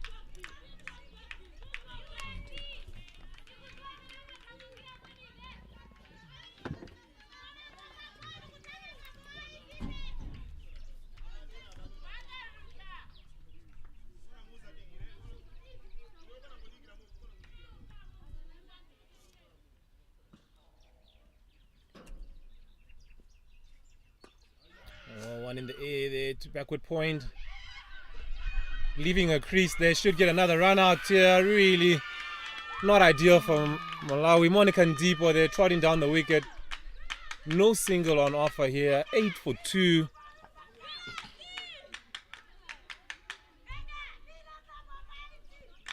And you can see the confusion leading to kind of a disagreement there between the teammates.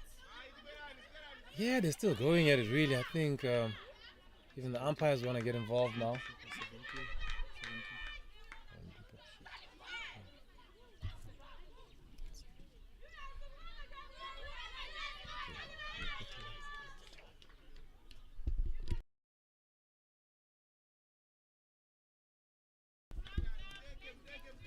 Coming here will Ilinafi Alfonso, number 25.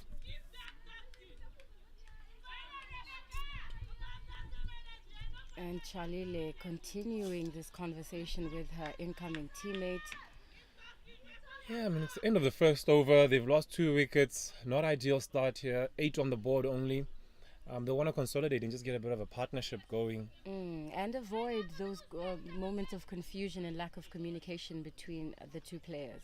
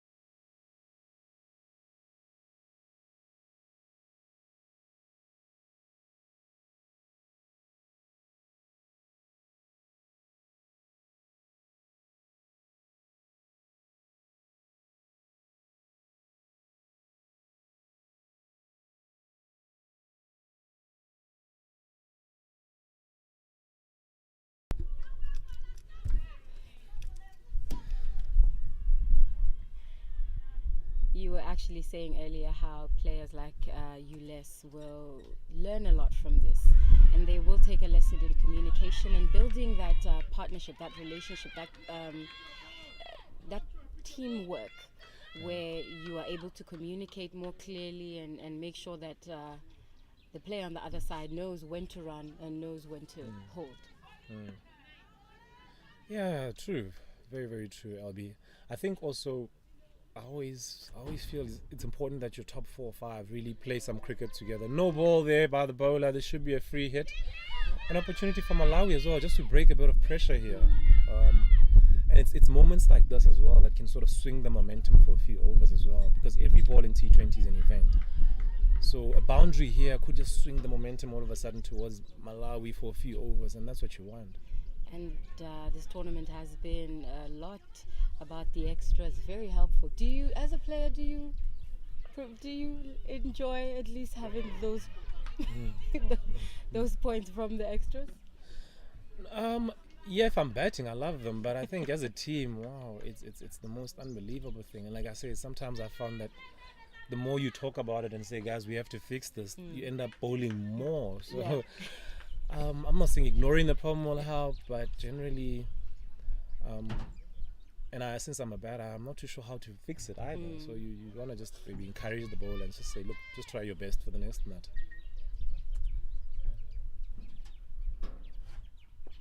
Ooh. End of the over there.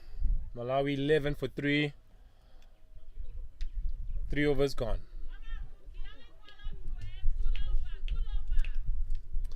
So yeah, despite the pressure, you still want to feel like you're moving forward as a side, and that's the important thing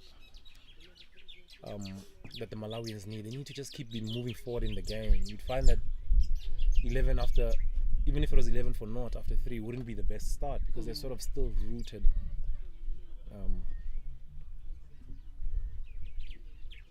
We've spoken a lot about Malawi. What do you make of Nigeria's approach to the field at the moment?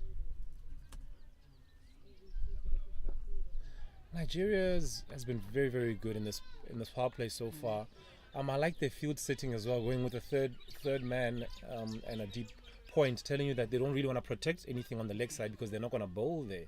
And it sets a nice message as well. I mean, even if they do get one there and goes for 4, but they're saying they want to bowl on the offside and they believe they can.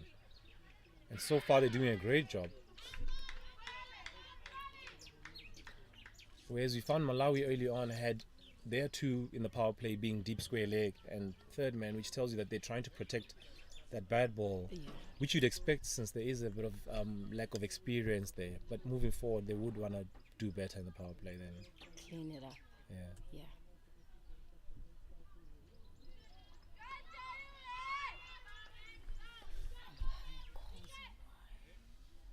So how many years have you been involved in media and such? Oh, that is an interesting question. I have been working as a journalist on radio for the last, I believe, 8 years. Wow. Yeah, 7 of those is when I started my career or my journey with cricket. Okay, wow, it's a long time. It is.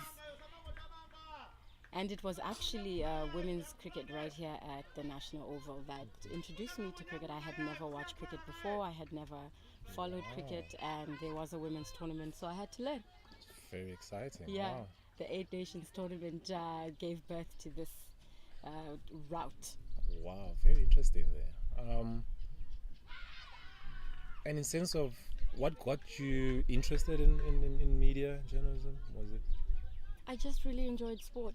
I watched a lot of sport. I played sport as a child, a student, and as I got older, I came to the realization that I could make that into a career, and I tried, did my best. Yeah, definitely. It's very clear from the moment you get on the mic that there is a lot of experience there. You have any tips for someone starting out and a young voice in the media, such as myself? Be yourself. That is the best piece of advice that I can give you. I wouldn't advise that. No, I'm just kidding. Thank you, though. Thank you for that advice. Be yourself. It comes out what your strengths are unique. The person that you are is unique, and the voice that you Goes Miss out field for there, goes for 4. 4. Malawi moved to 16 for 3. 4 overs gone. And it's that slow build of a momentum for Malawi right now that is looking like they're getting a little something. Oh, interesting. Okay, no, that's very interesting. Have you ever been told you have a radio voice? I should assume so, seeing as that's what I do for a living. It would be very strange if you had a voice on radio that... But is this something you worked towards? Like singers would work at it and practice their voice, or is it just... A little bit of both. I think there's a natural ability, as you have. I'm sure athletes will have a natural ability that gives you the affinity for a sport like cricket. But eventually there's a point where your talent stops and the hard work begins. Yeah. No, thank you. Very interesting insights there, guys. LB, one of our sports journalists here in Botswana, very involved in communications and journalism. Great to have her insights here as well.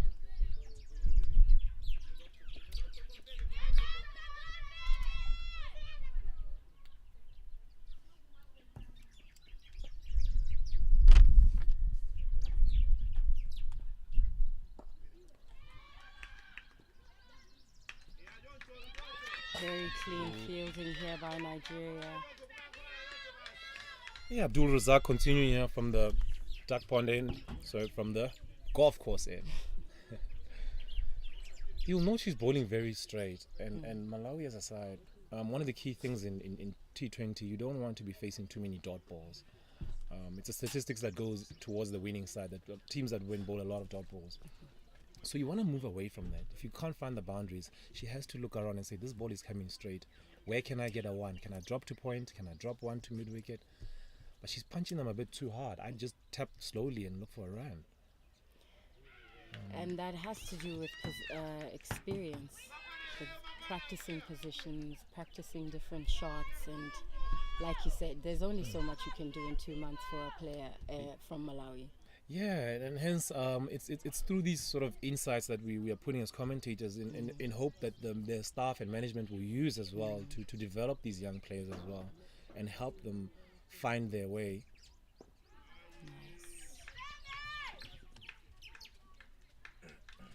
Because there's definitely no shortage of talent. It's now more about helping these players learn the art of releasing the pressure when you're under it. And rotating the stake is very important towards that.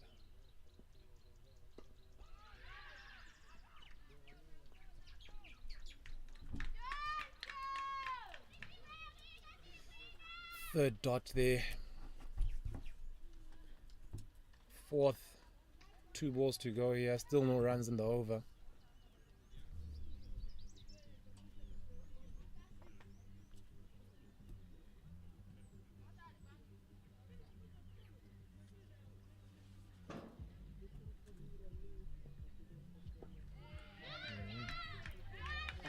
Rasak has had a wonderful over here, bowling very cleanly.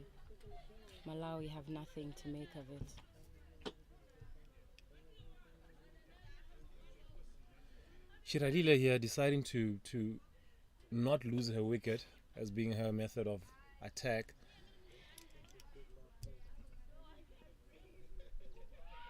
Defending, I can tell you one thing, having gone through this developmental journey myself, that that's the end of the over, 16 for 3 after 5. That things like defense are very, very important to the development of your game. So just for her knowing that she can survive and that a bowler can't just bowl past her or blow her away, it gives you confidence as well. It's as much confidence as hitting a 6. So Shiralile and Malefula here would want to make sure that, yes, they do keep the good balls out and bat as deep as possible, but it'll give them confidence that they can actually survive. And then you just expand from that now, from the defense, and then you expand your offense from that. So build the confidence and try your best to score some runs. Yeah, I can tell you as a batsman, you really don't want bowlers just running up and cleaning your stumps up. It really takes your confidence away. So when you know that you've got a good defense, it gives you a lot to work with. And speaking of you don't want to be run over as a team. There is a difficulty in retaining female players in the sport, and sometimes losing, and the experience of losing by big margins or being really railroaded at a competition can cause especially young players, young women, to want to walk away from the sport. I mean, what do you think kept you, that we should be applying to as a country, or even as a continent? What can we do for players to keep them interested in the sport? That's very, very keen observation there, Albi. I think the best way is to make it professional. These kids need to know that this is my career path. It's not just a hobby, and then therefore they will be even encouraged by their parents. Knowing you can make an income of something really, really does. Oh, drop catch there by Piety. Snatching at the ball there, Piety Lucky, unfortunately dropping one there as a keeper. And you can see the disappointment in herself. Yeah, definitely she'll be disappointed in that. It was very regulation catch. You can tell she just wasn't expecting it, so she'd rather snatched at the ball.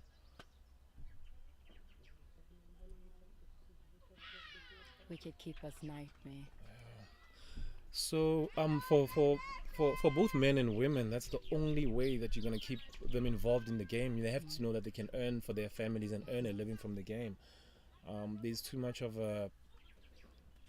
I'm not sure what causes it, but there's a lot of still work to be done in that area throughout the Africa as a whole. You find Zimbabwe and South Africa being the leads, the most successful in that area. Other countries, Western African countries as well, started making it easier for players to play, to sign contracts and earn money. So, yeah, look, some of these players are struggling to get transport to come for practice, transport money. So it's not ideal. We need to make the sport professional. That is it. Until it's there, you'd find it's there even within our football situation. Yeah. We have quality players just stopping and saying, I need to go and do a 9-to-5 job because I need to eat. I need to feed my family. Yeah. So it's something that as an African continent we need to push towards. And I'm sure tournaments like this will be helpful in that. The more experience we give players. Oh, run out chance, yeah. Luckily gets there safely. There was a hesitation, and I think that hesitation gave Malawi the opportunity to... Yeah, it's all these dot balls. They're creating pressure within pressure. 6 overs complete, 18 for 3.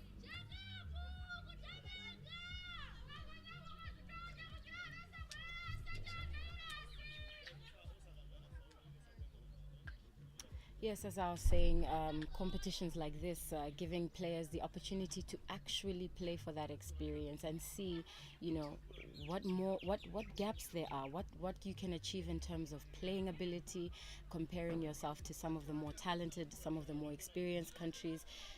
It will build that hunger in you as well. True. I mean, if you look at these young ladies as well, one of the challenges, they're still in school, so even their associations are having to work around with schools and things like that, and with a lot of our girls being in government schools, just to get them a release for them to play during exam time was very, very difficult for association, and credit to them for winning in that area. And the one thing I've seen in this tournament is that the girls want to compete, they want to play, and they want to learn.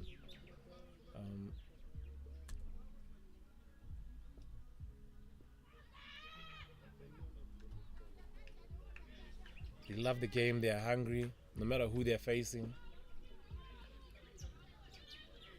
They're really up for the challenge. Each of these teams, the ladies just run in and they all want to really play, and you can see there's a lot of vibe, a lot of excitement.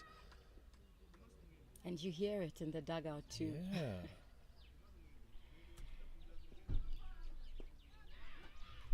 I must be honest, I've been on many tours with the national side, and there's definitely a bigger vibe around the ladies' tournaments. They're always clapping and singing. And I've learnt a song as well. This is one of my favorite. When they shout, "Is it a 2? It's Is not it a 3, but it's a 4-4." So little things like that, they end up even sticking in your head, and you're like, "Wow, this is just fantastic to be around." There's always electric energy when you come around the ladies.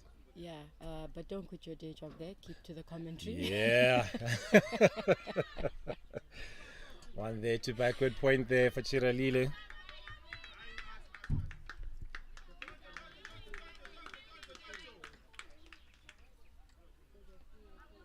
So, I mean, even when they take a weekend and some of the dances, it's just really good to see. Very enjoyable.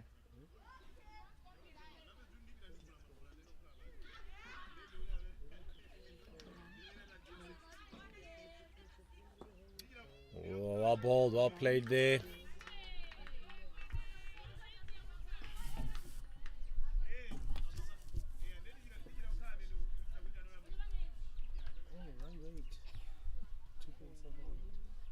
What do we need? They need to be striking at 13 Malawi.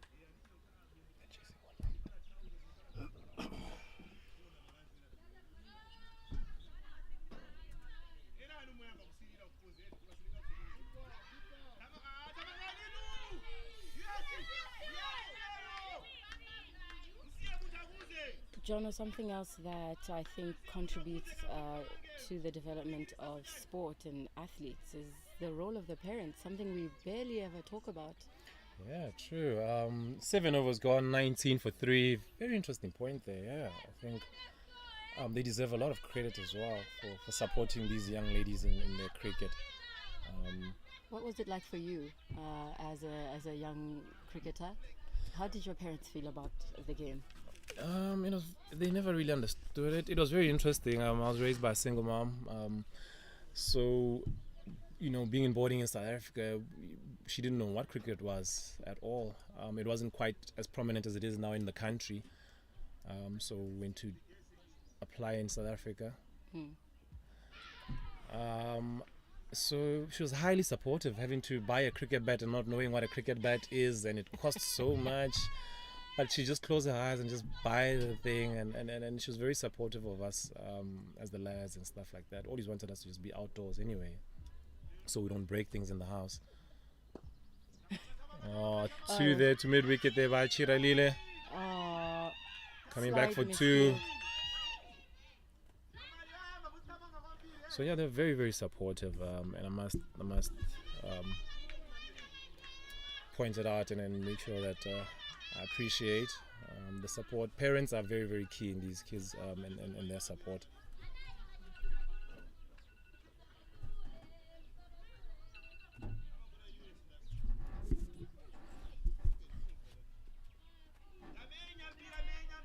So shout out to all the moms and dads out there who allow their kids to come out and show themselves as some of the best on the continent.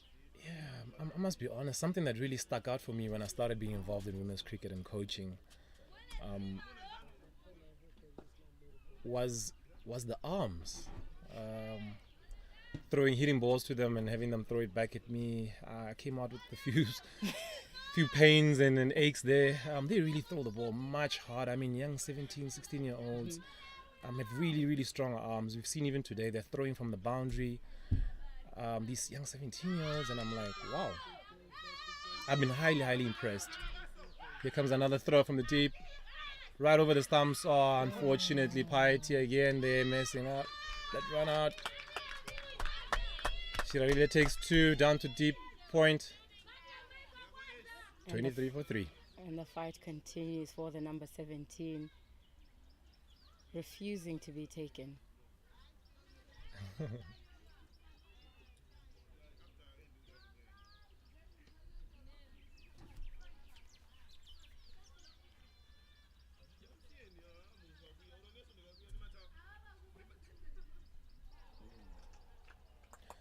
Top ball there.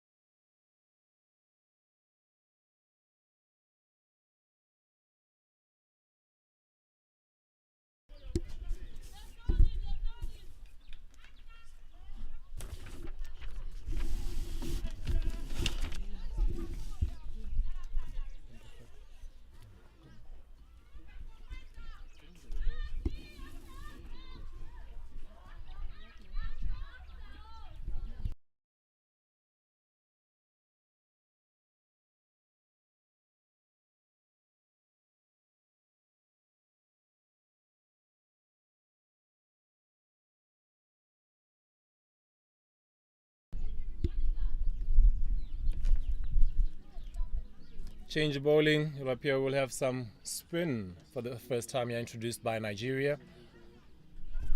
Coming in from the golf course end, we have Oseyande Omokobio. Joining me in the comms box here, replacing LB, I have Tando Mlilo from Zimbabwe.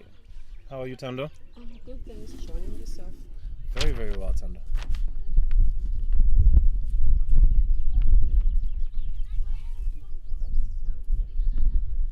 Nigeria taking their time here with the field, making sure that it's absolutely right.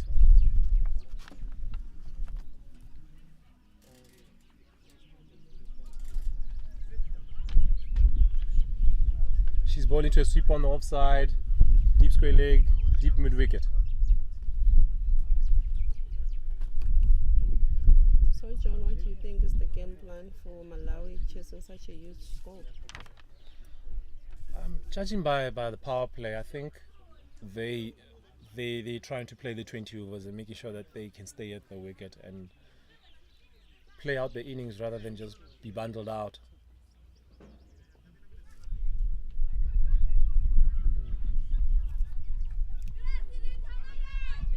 One there to backward point. One thing that's been a concern for me, Tando, has been the Malawian running has really been bad. They seem to not be calling at times, and it's unclear what the pressure is coming from. Obviously, it's coming from those runs which Nigeria made. Ooh, dot ball there. Yeah, it doesn't seem like they're going for the score at all. So it's unclear why they would take tight singles and things like that, because the game plan clearly is to bat the 20 overs, and hence 2 runouts trying to bat 20 overs doesn't make sense. It really doesn't, hey? Wide signaled by the umpire as they take another extra run.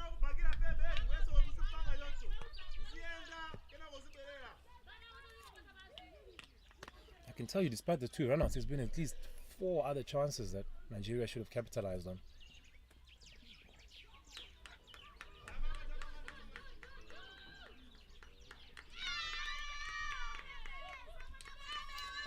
Five wides there.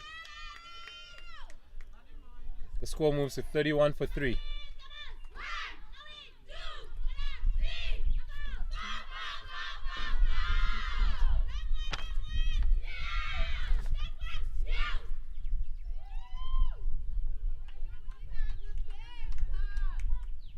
Growing up in South Africa, these were the kind of off spinners that I typically came across. We found that they'd be nice and tall and came over the top.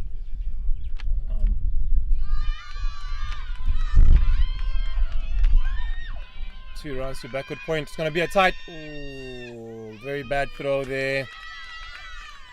Again, you'll see there that was a very tight run. Had the throw been accurate, it seems they're also turning blind on the run. So that is an area that Malawian coaching staff will want to have a look at. I mean, but it's understandable, like from their own point of view. Like these guys, they've only been together for like less than 3 months. And this tournament being their first proper for them, like having a proper cricket match. Yeah, that's why I think having the games being broadcast, they'll have an opportunity to go back and analyze and see where they can improve. And I truly hope that most sides take care of that, use that advantage, because it's not common that you have highlights available for yourselves and things like that to analyze. It's the end of the over. Malawi 33 for 3.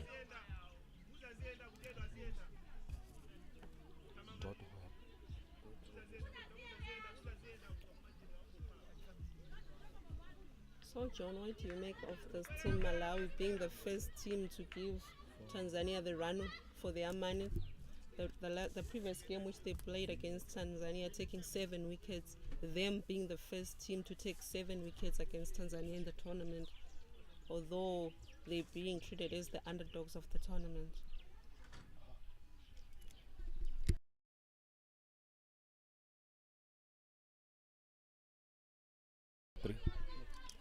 Bowling change at the UBN, we have Lillian Ude. Good question there. I think their bowling lineup, there's a lot to like about their bowling lineup. They really bowl wicket to wicket. They have variety in the left armour.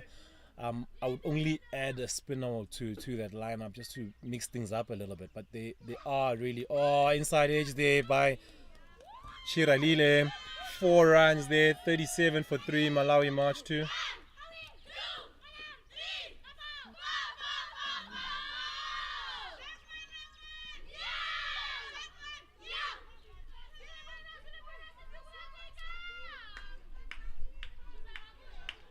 So their bowling is definitely their strength. There's a lot to work with from a batting point of view to go still.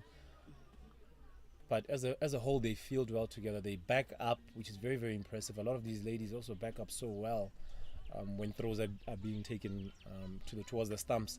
So they'd want to just build on all these good foundations and so forth. I like the point you mentioned earlier on. Oh, clean ball there, being Viralile, the inside edge there. 37 for 4, they move to Malawi.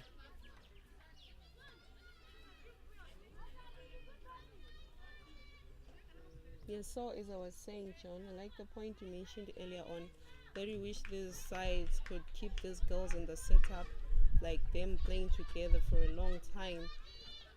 For an example, Malawi being the youngest side, bringing the youngest players in the tournament with the short period of time which they had preparing for this tournament, and them coming to display such a brilliant show.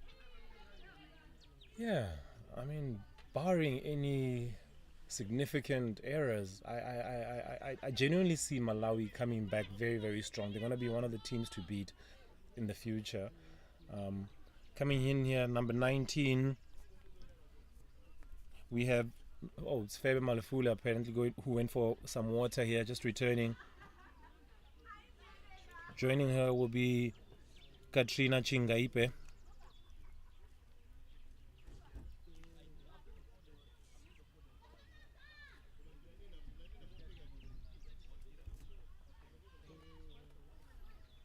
And it comes back to that point you were mentioning, or was it LB actually, I think we mentioned it, regarding the challenge of keeping the players interested in the game, keeping them together as a unit.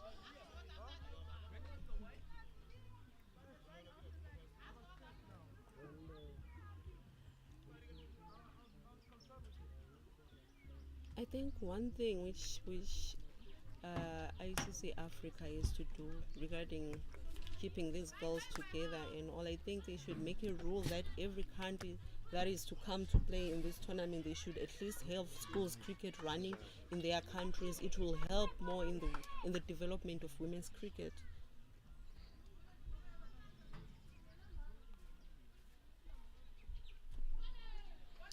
It's a very interesting point there. I think what that then leads to is that a lot of work then has to be done with governments, which is quite challenging, but very, very much possible if you do it through the ministries of educations in the respective countries. That would also require us as former players or players to then qualify as coaches and make sure that we help out in these areas, because very good delivery there, great bounce there from the young Sima. As you know, I mean, in most of the countries and even in our country, there's a huge shortage of coaches to meet the demand in terms of schools cricket. So we'd all have to get involved and play a part and make sure that we make the dream come true.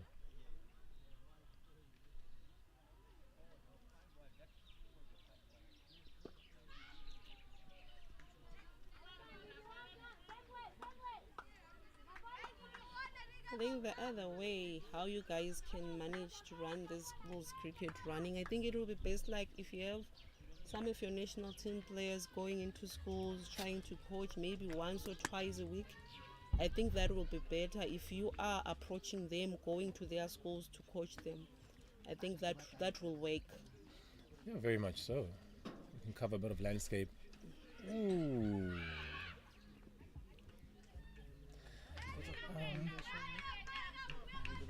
That's the end of the over. Malawi 37 for 4, 10 overs bowled.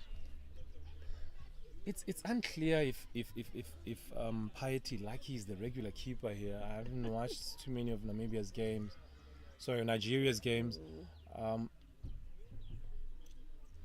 She seems not to be so comfortable.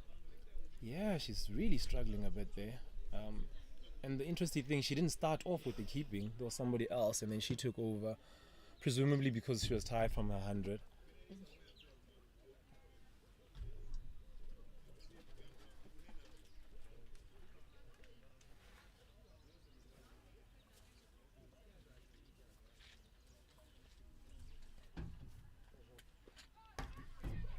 Ooh, tight single there. Safe. Short third man there, definitely could have done better there. Big chance of a run out, yielding 1, 38 for 4.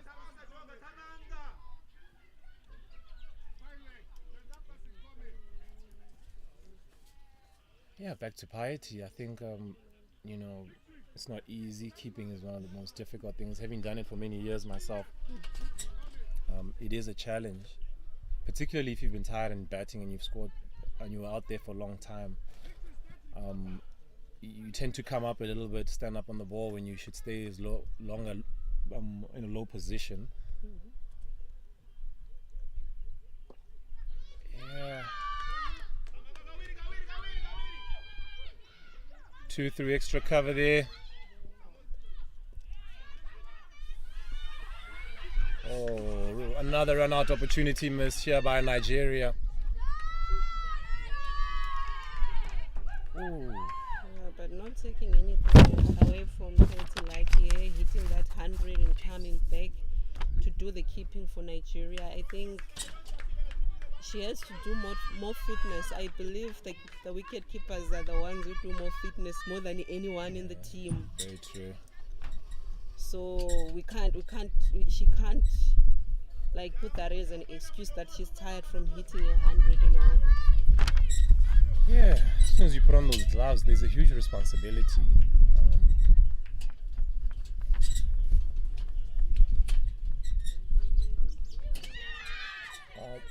Another chance there. Big shot out to mid-wicket. 4 runs there.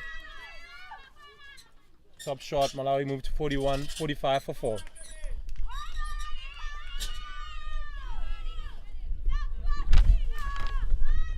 So I was saying these ladies, they've displayed brilliant cricket for us in the past days. Imagine if we had to select our 11 in this tournament, how strong the team will be. Very strong side. There's been a lot of talent today. I must be honest.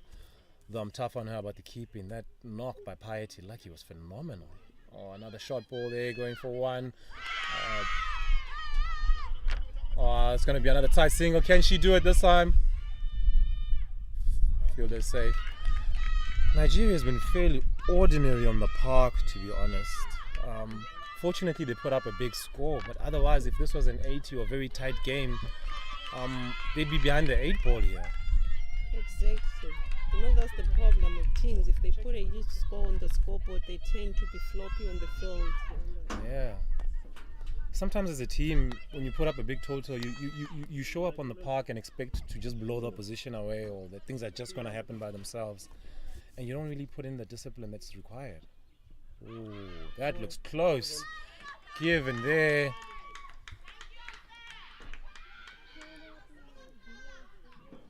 Huge strike there by Katrina. 47 for 5. Malawi fall to. Coming in will be the captain, Sungeni Kananji. She's had a fairly ordinary tournament with the bat.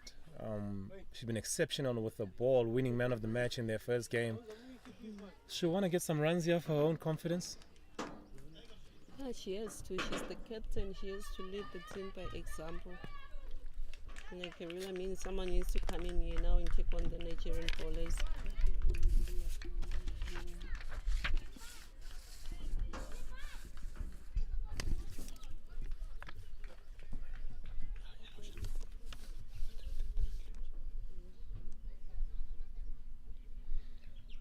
back to Piety Lucky. That was a sensational knock. One of the best I've ever seen at junior level.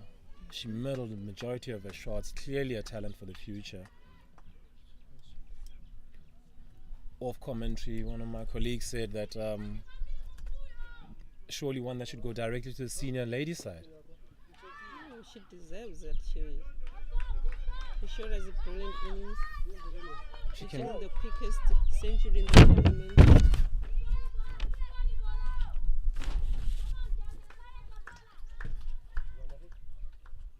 Yeah, I'm sure we're going to hear about her in women's cricket in the future. Definitely one for the future here. A superstar in the making. Exactly. You never know. Maybe we might be hearing her playing in the big bash leagues in the future.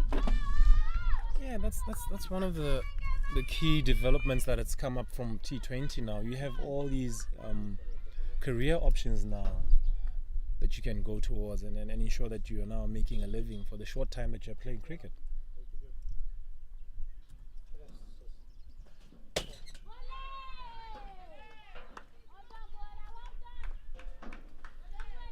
Much better take there by Piety.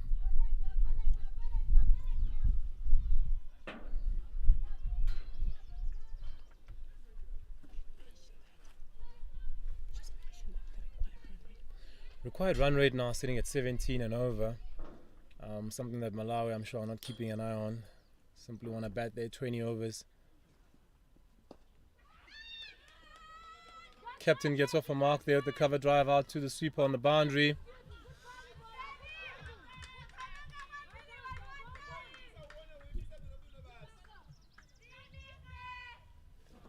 So on the other field, Tanzania taking on Rwanda. Tanzania setting a target of 116 at the moment. Rwanda are 80 for 3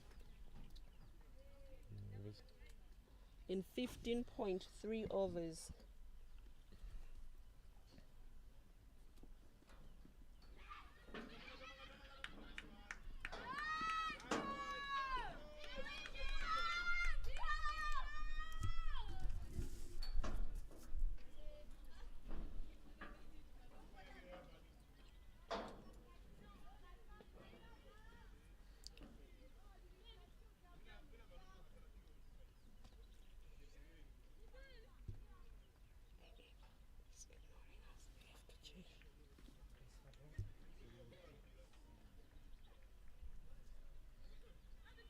Jay.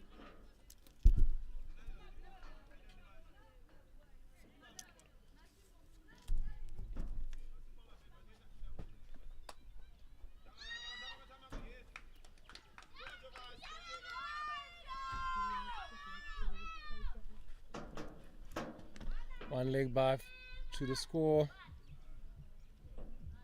Malawi reached their 50, 12 overs bowled, 50 for 5.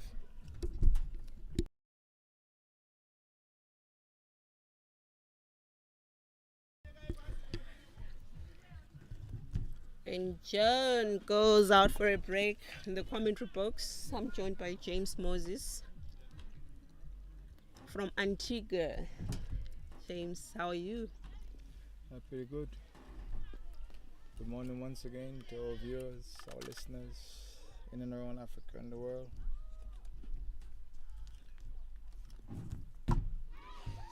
Nigeria strikes again. 6 wickets down for Malawi. Score still on 50 after 12.1 overs. Earlier on, Malawi won the toss and elected to bowl first. Nigeria making 191 in their allocated 20 overs.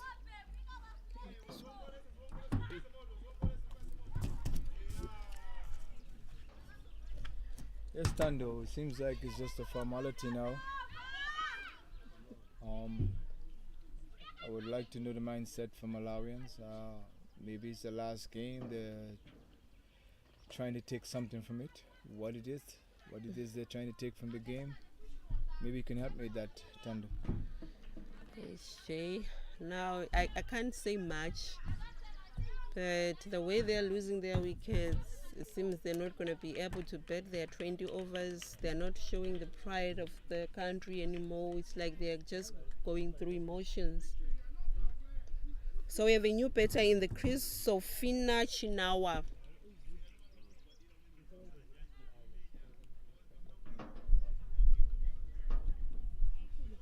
I mean, if you were the coach of Malawi, what message will you be sending to your batters? Well, if I was a coach of Malawi, the message would have been already there this morning or last night. Knowing how the tournament was for Malawi and what it is going forward, maybe not to be too critical. I think they're probably on the right track here. Trying to get some exposure from this game, in the sense of getting their batters in, spend times at the wicket. That will be basically my game plan, is to try to pick some positive from it. And how do I do that?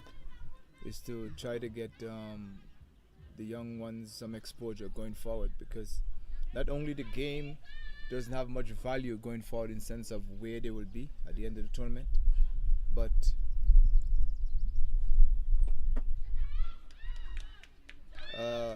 historically, Nigeria seems to be a much better team, much more structure, more experience, and they have been there before in several other tournaments. So yeah, that will be my message to Malawi, starting from yesterday, coming in today's game, Thunder. And Sofina pulls it all the way to the boundary for 4, bringing the score to 56 for 6 after 12.5 overs. So Jay, you've mentioned you've played for Botswana before for a very long time. I'm sure maybe one of your games you might have been in such a situation just like Malawi, and the coach is there bringing in another message already. As a player, as a batter, we are under pressure. How were you going about it, about your innings? I think, Tanda, you're asking two questions in one there. In this position, just as I explained early on from Malawi point of view, in this position, fighting for something knowingly. All right, let me start from the first one. Be in this position from Malawi point of view. No, we have never actually been in this position before. Luckily, been in this position from a tournament or from a playing point of view, unknowingly. The reason why I said unknowingly, we happened to bump into a South African development team,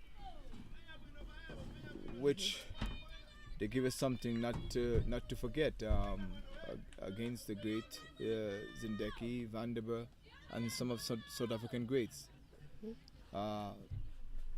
We didn't know anything about that, and we get hammered after in the African Nation Cups in 2002, which we basically fought our way through the finals. We win every game up until the finals. But for me, that was the experience going forward. That actually was my first tournament to Botswana. In that tournament is where I got my international cap.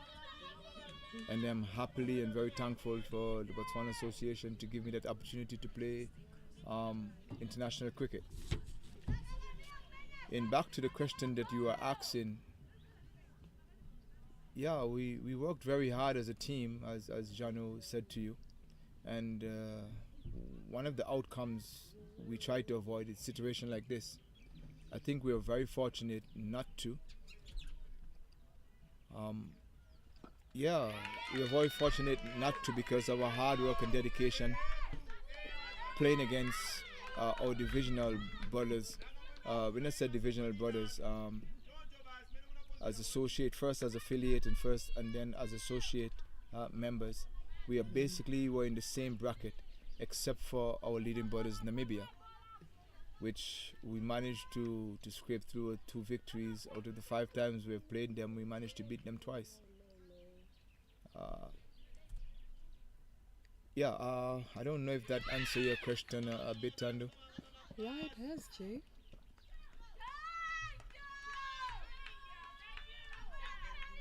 Another thing that we should mention, remember we're in a different scenario here in the sense that these are under 19 cricketers. Most of them hasn't played before.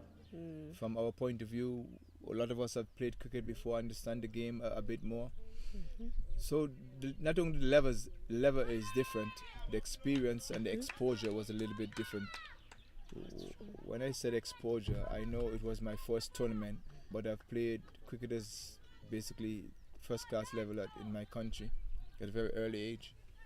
We were thrust into it, and as you know, everybody wanted to play for the West Indies.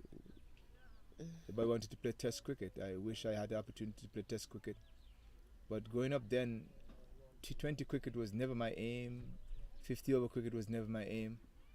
I just wanted to play Test cricket. Even now, if I had to relive a few years and was given opportunity in life, this is one of the first thing I would want, just to play Test cricket, because that was what it was all about, playing Test cricket. I do enjoy one-day international. Yeah, I've developed some of the skills in order to play T20 and limited over cricket, but Test cricket, I think, not punching at anyone, this is just my view. So 14 overs bowled, the score is 59 for 6. Test cricket tells you what cricketer you are as a person. All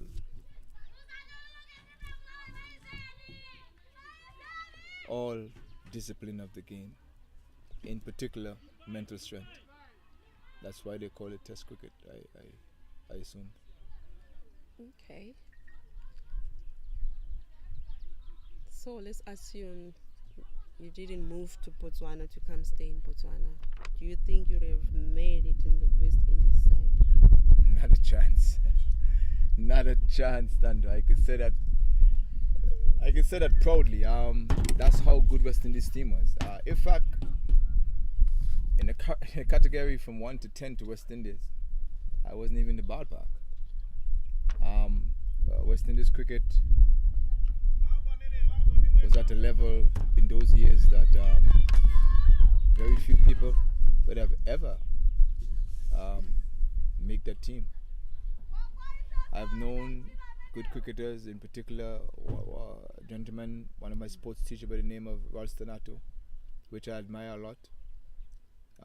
He have broke records in the regional tournament and still couldn't get into the West Indies team. Got a bowling change there from Nigeria, Difan Uranta, bowling from the golf course end. But what I know also, I think I'm a practical and honest person. Besides the level of the West Indies team and me and the others around me, that wasn't good enough. If I had to relive 20 more years, the present West Indies team, no problem. No problem. No problem whatsoever.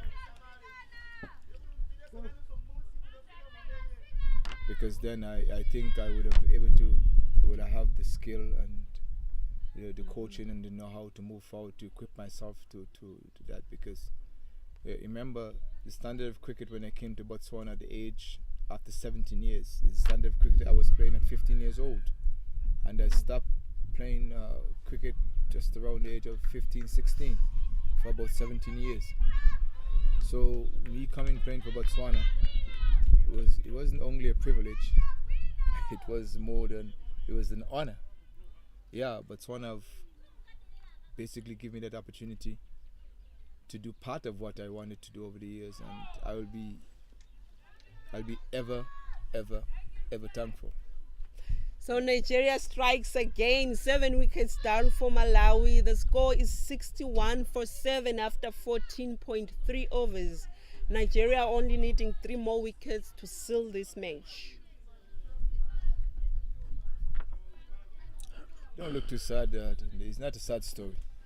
There's lots of positive from what I've just said a while ago. And I never give up. number one. Number two, when the opportunity comes back, I grab it with both hands. Number three, most of all, you're never too old to do anything that you're desirable to do in your life. Exactly. Age is nothing, Jay. Just a number. Nothing can stop you in life, only yourself. Yeah, I laugh at that. Yeah, age is just a number. But some mornings, sometimes I wake up, feel like I've been beaten with a stick sometimes at the age I was. But I think only the pride and determination pushed me through for all these years. Exactly. And I think the inclusion of you in the Botswana team, it was kind of like it motivated these young players on the side in a way. Yeah, I think so. My mentality, I think more so my mentality is what motivates most of the players here, man. We've got a new batter for Malawi, Oseanda Omokobio in the crease. She takes a single there, bringing the score to 62.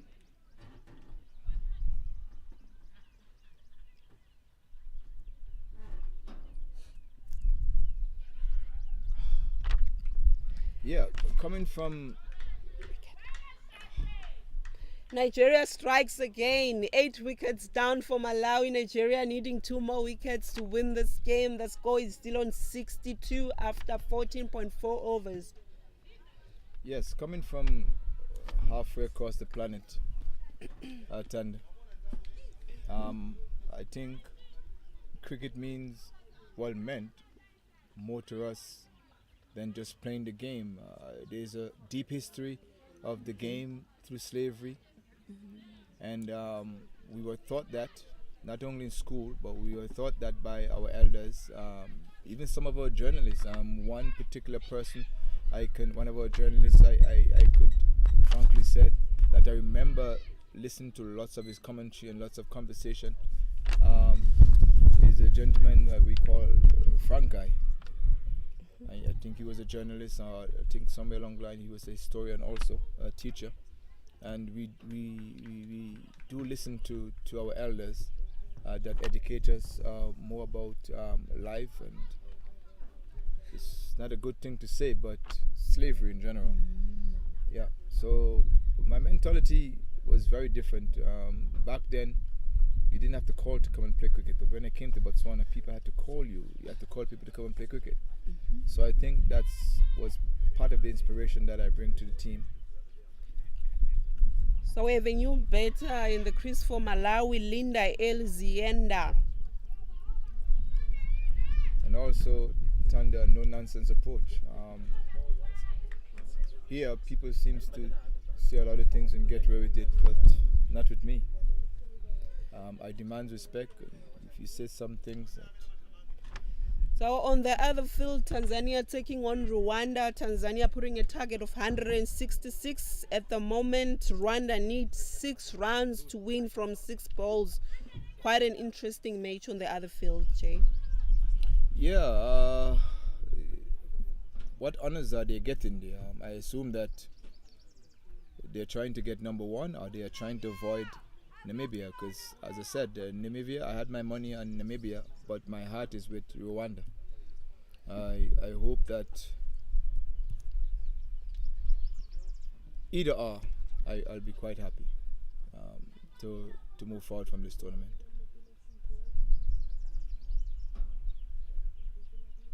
Bowling change for Nigeria, Peculiar Agboye. And she comes from the UBN. Strike over point, single taken there by Malawi, bringing the score to 63 for 8. Yes, Tandy, to finish my point,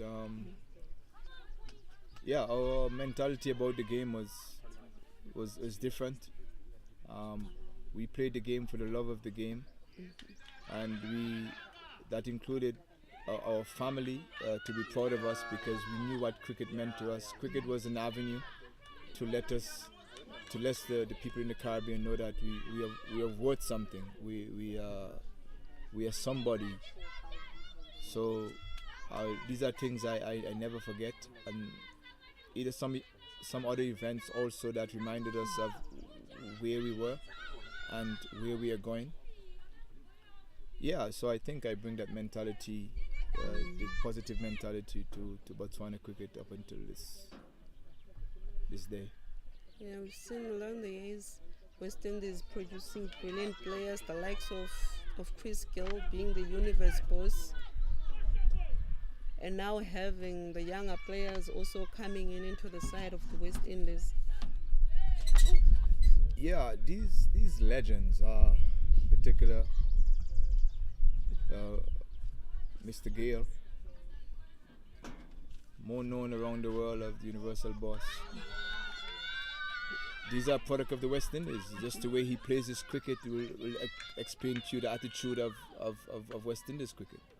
And Christopher Gale will go down to the history of not only one of the greats, but an icon. I think we should have a statue of him. Just as a statue of Saviv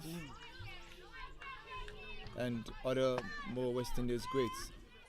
I don't know why they don't have a statue monument yet for our greats. They pulled it out. 2 runs to they pulled it out. I'm sure that statue will be built anytime soon, just to honor him for the great works he's been doing for the West Indies team. Yeah, not only Chris Great, I'm talking about the West Indies great, the people who put us on the world map and give us something to think about our families, our kids. Yeah, and whenever I talk about something like that, I still feel deeply inside very. Shouts off an LB, the umpire says not out.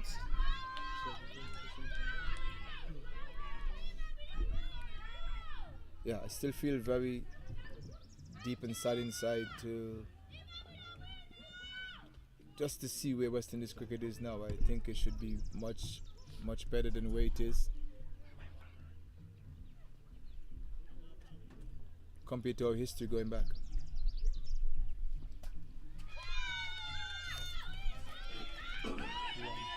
So on the other field, Tanzania has beaten Rwanda by 1 run, meaning Tanzania will face Namibia in the semi-finals. They took a wicket off the last ball of those innings. Then Rwanda will have to face Uganda in the semi-finals. Remember, in the group stages, we saw Rwanda beating Uganda. So you never know, that game can go either way.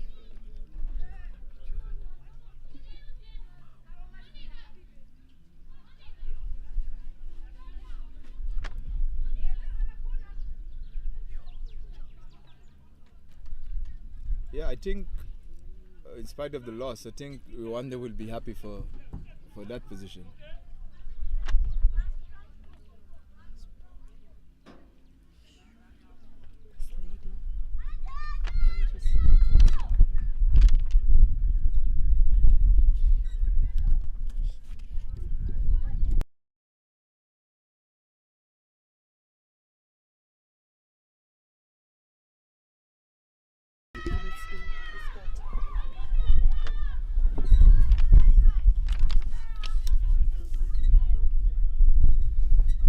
Yes, we have just got the news that Tanzania have beaten Rwanda by one run. So Rwanda will be facing Uganda in the first semis, and Tanzania will be facing Namibia the second semis. Remember, there's only one team that is going through to the qualifiers, to the World Cup, that will be held in Benoni, South Africa. Back to the proceedings here. The proceeding is telling us that Malawi is just going through the motions because I don't think they're in a position to chase the 191 that was the target. Sorry, the runs that was set by Nigeria.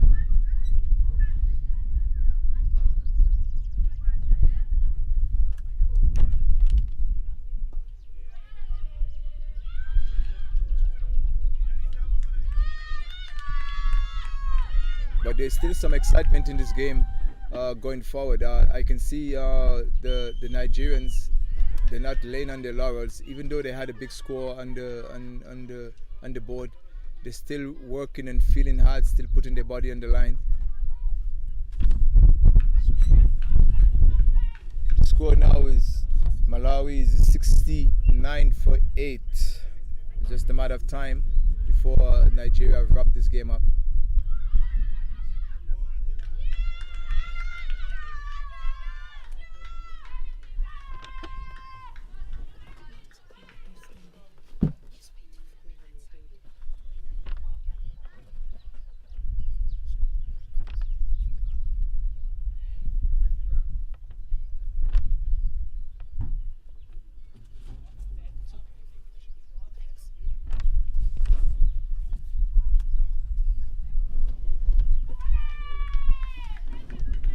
Yes, we have had a change in commentary here for the last few wickets, a few overs.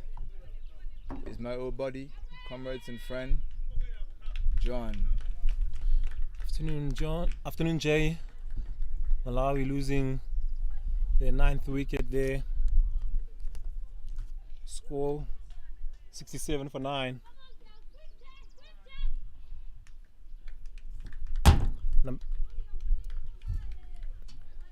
Lucy Malino comes in here at number 11 for Malawi.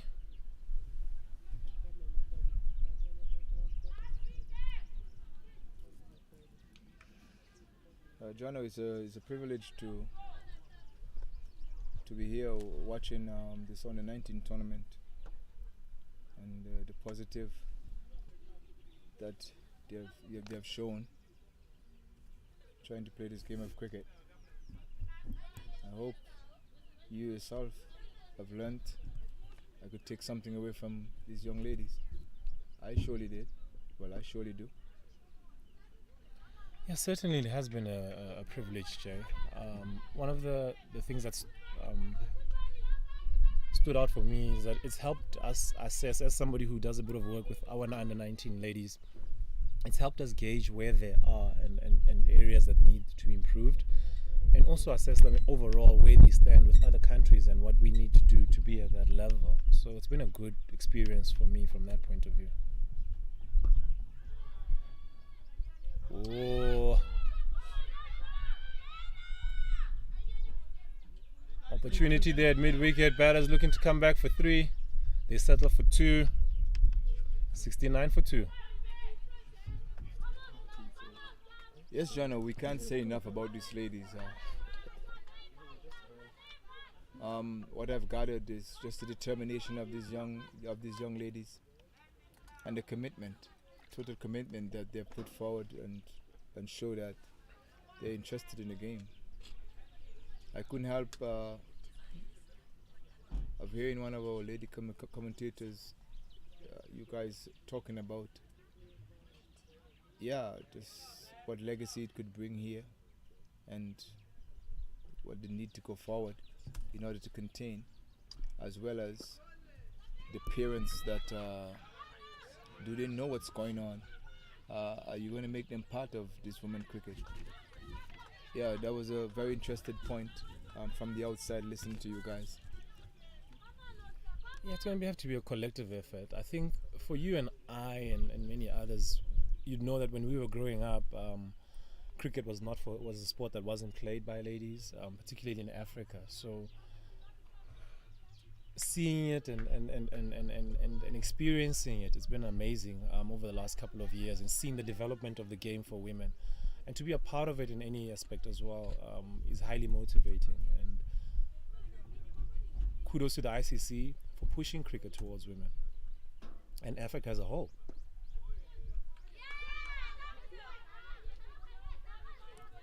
Yeah, well, we should congratulate our leaders.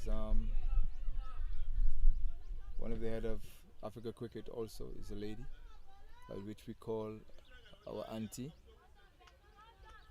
Very charismatic woman, very open, sweet, accommodating. You can't say much more about that lady. Yeah, the heart and trust that she have put into women's cricket in particular also, that that shows and tells that their commitments. I don't know about the resources, but resources always end up being the final say in most things that we do. But I think if we come together, I think the resources can be achieved as well. Very true, Jay.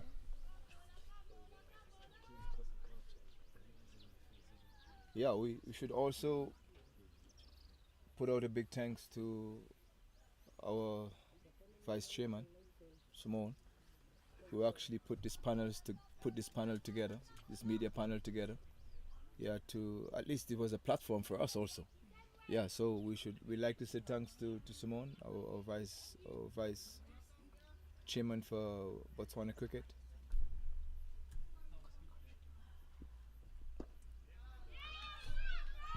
That's not only to give us such an opportunity, but in order to open the doors for a lot more things going forward in sense of under 19, in sense of media, and avenues for our ladies to move forward to. That will probably help them, maybe even in education, scholarship, money, just the next profession. So we should congratulate him for putting this thing together. Malawi moved to 73 for 9. 2 overs remain. Very true, Jay. Our visuals, of course, being brought to us by Pitch Vision South Africa in conjunction with BCA and ICC. Been exceptional to be part of this team and experience media in some element, and how the production of a game as a whole is brought to life to the people. Very positive experience here. And credit to the BCA, being Botswana Cricket Association, as well as the ICC for this initiative. Yeah, everyone. Yeah, the CEO, all the helpers, Van, Vusi, and even our captain. Our captain has been very handy in some of the organization and putting these things together. He's been up and about. We're trying to make sure things are in place. We should also give thanks to the helpers, the liaison officers, ground staff, and most country of Botswana. Yeah, very true.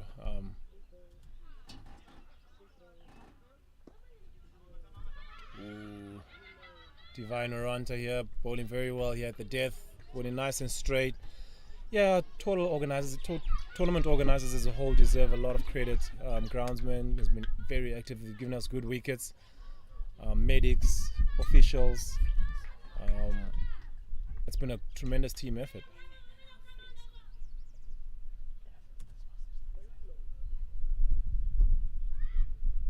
Yeah, and the mother of all organization, ICC. Thanks to ICC for putting such a tournament on. It was very entertaining. Yeah, highly entertaining. Yeah. And very well organized. Very well organized. Ooh, white ball.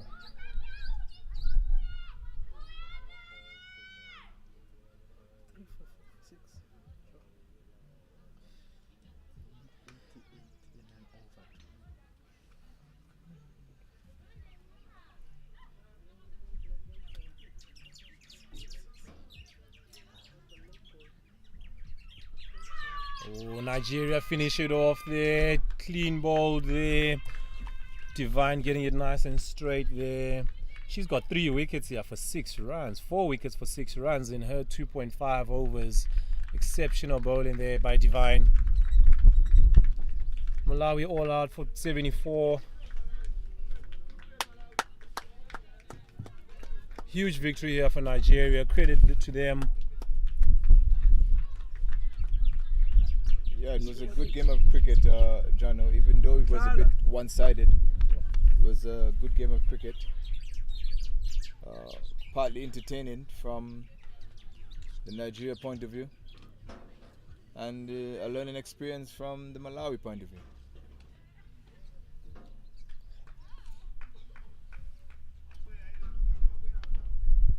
Just a quick summary here of the game, ladies and gentlemen. Nigeria batting first, scoring 191. They led very well by their wicketkeeper batter, scoring the fastest century of the tournament, getting 106 or 44 balls. Exceptional, hitting 6 sixes and 11 fours on her half. Well supported there by 26 of 30 being Oseyande Omokobio. In the bowling for Malawi, we had some contributions right on. Monica Ndipa bowling 4 overs for 2 runs, for 45, getting 2 wickets.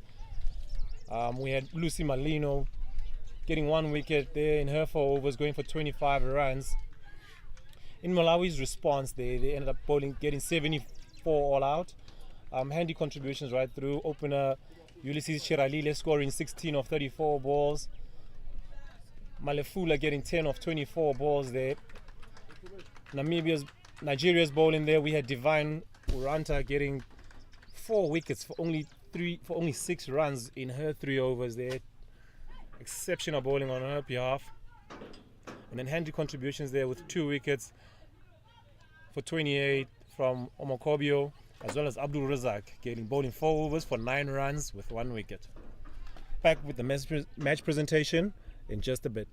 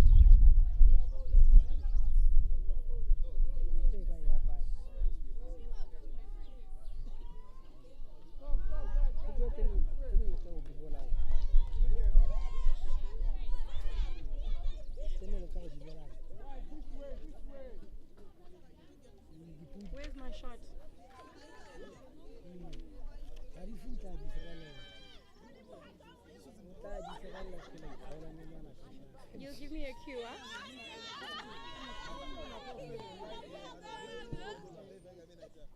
Am I supposed to be here or am I supposed to be there?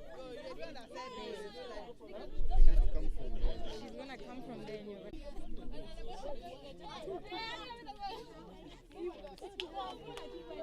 Okay, ladies and gentlemen, thank you so much for coming. Congratulations on a really good game, ladies. Give yourselves a round of applause. With your post-match presentation, my name is LB. I'm very honored to stand before you and I'm inspired by all of you. Before we begin, let me take time to thank our umpires for the day, Isaac and Justin, absolutely impeccable work. As well as, of course, as our technical officials, our ground staff, and of course the commentary team that was carrying us on YouTube. Incredible job.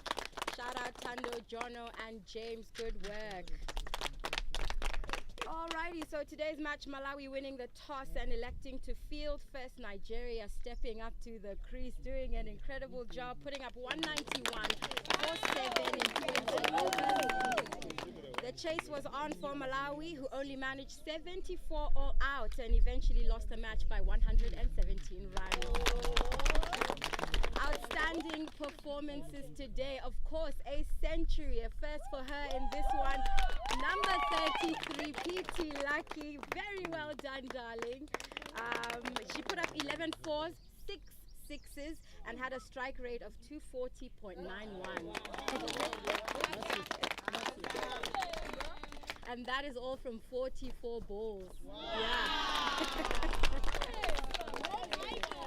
Also for Nigeria, outstanding performance in the bowling department, Divine Uranta. Taking 4 wickets, and then she bowled 2 overs, taking 4 wickets in 2 overs. Very well done. For Malawi, Monica Ndipo, 2 wickets in 4 overs. Good job, Monica. Now we go to the captain. Can we start with the losing captain, please?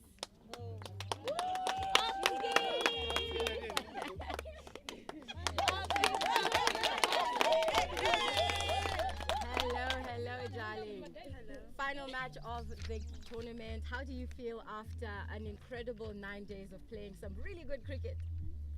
To say honestly, we are not worried at all because we do try our best. We have tried our best, though we have lost, but we did try our best. And as the captain, tell me which match for you was your favorite one to play that you felt like was an outstanding performance for you and your girls? When we were playing against Mozambique, we did win. We won, A big congratulations. That one was great because you won. Congratulations, Malawi. Give yourselves a huge round of applause. Thank you, captain. And now the opening batter, the wicket keeper, as well as today's Centurion. Come on here, Miss PT Lucky.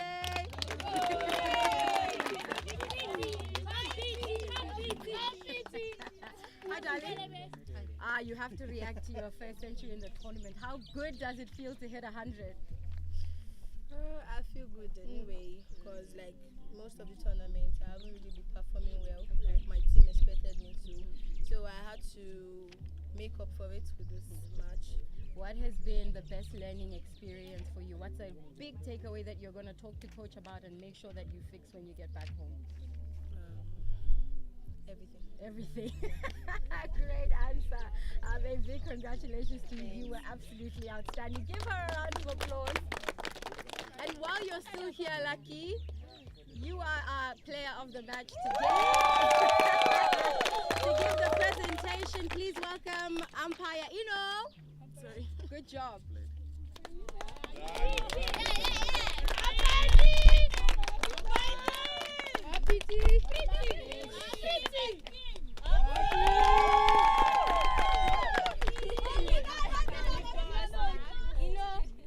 More photos, please.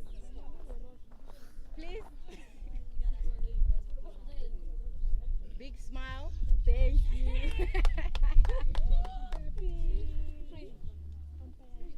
You want me?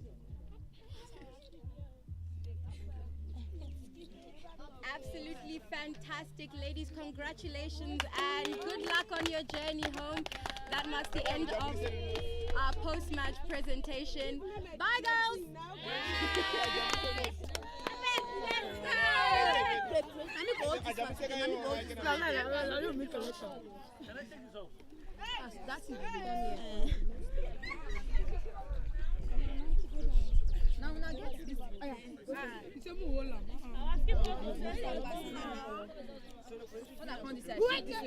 Move this way.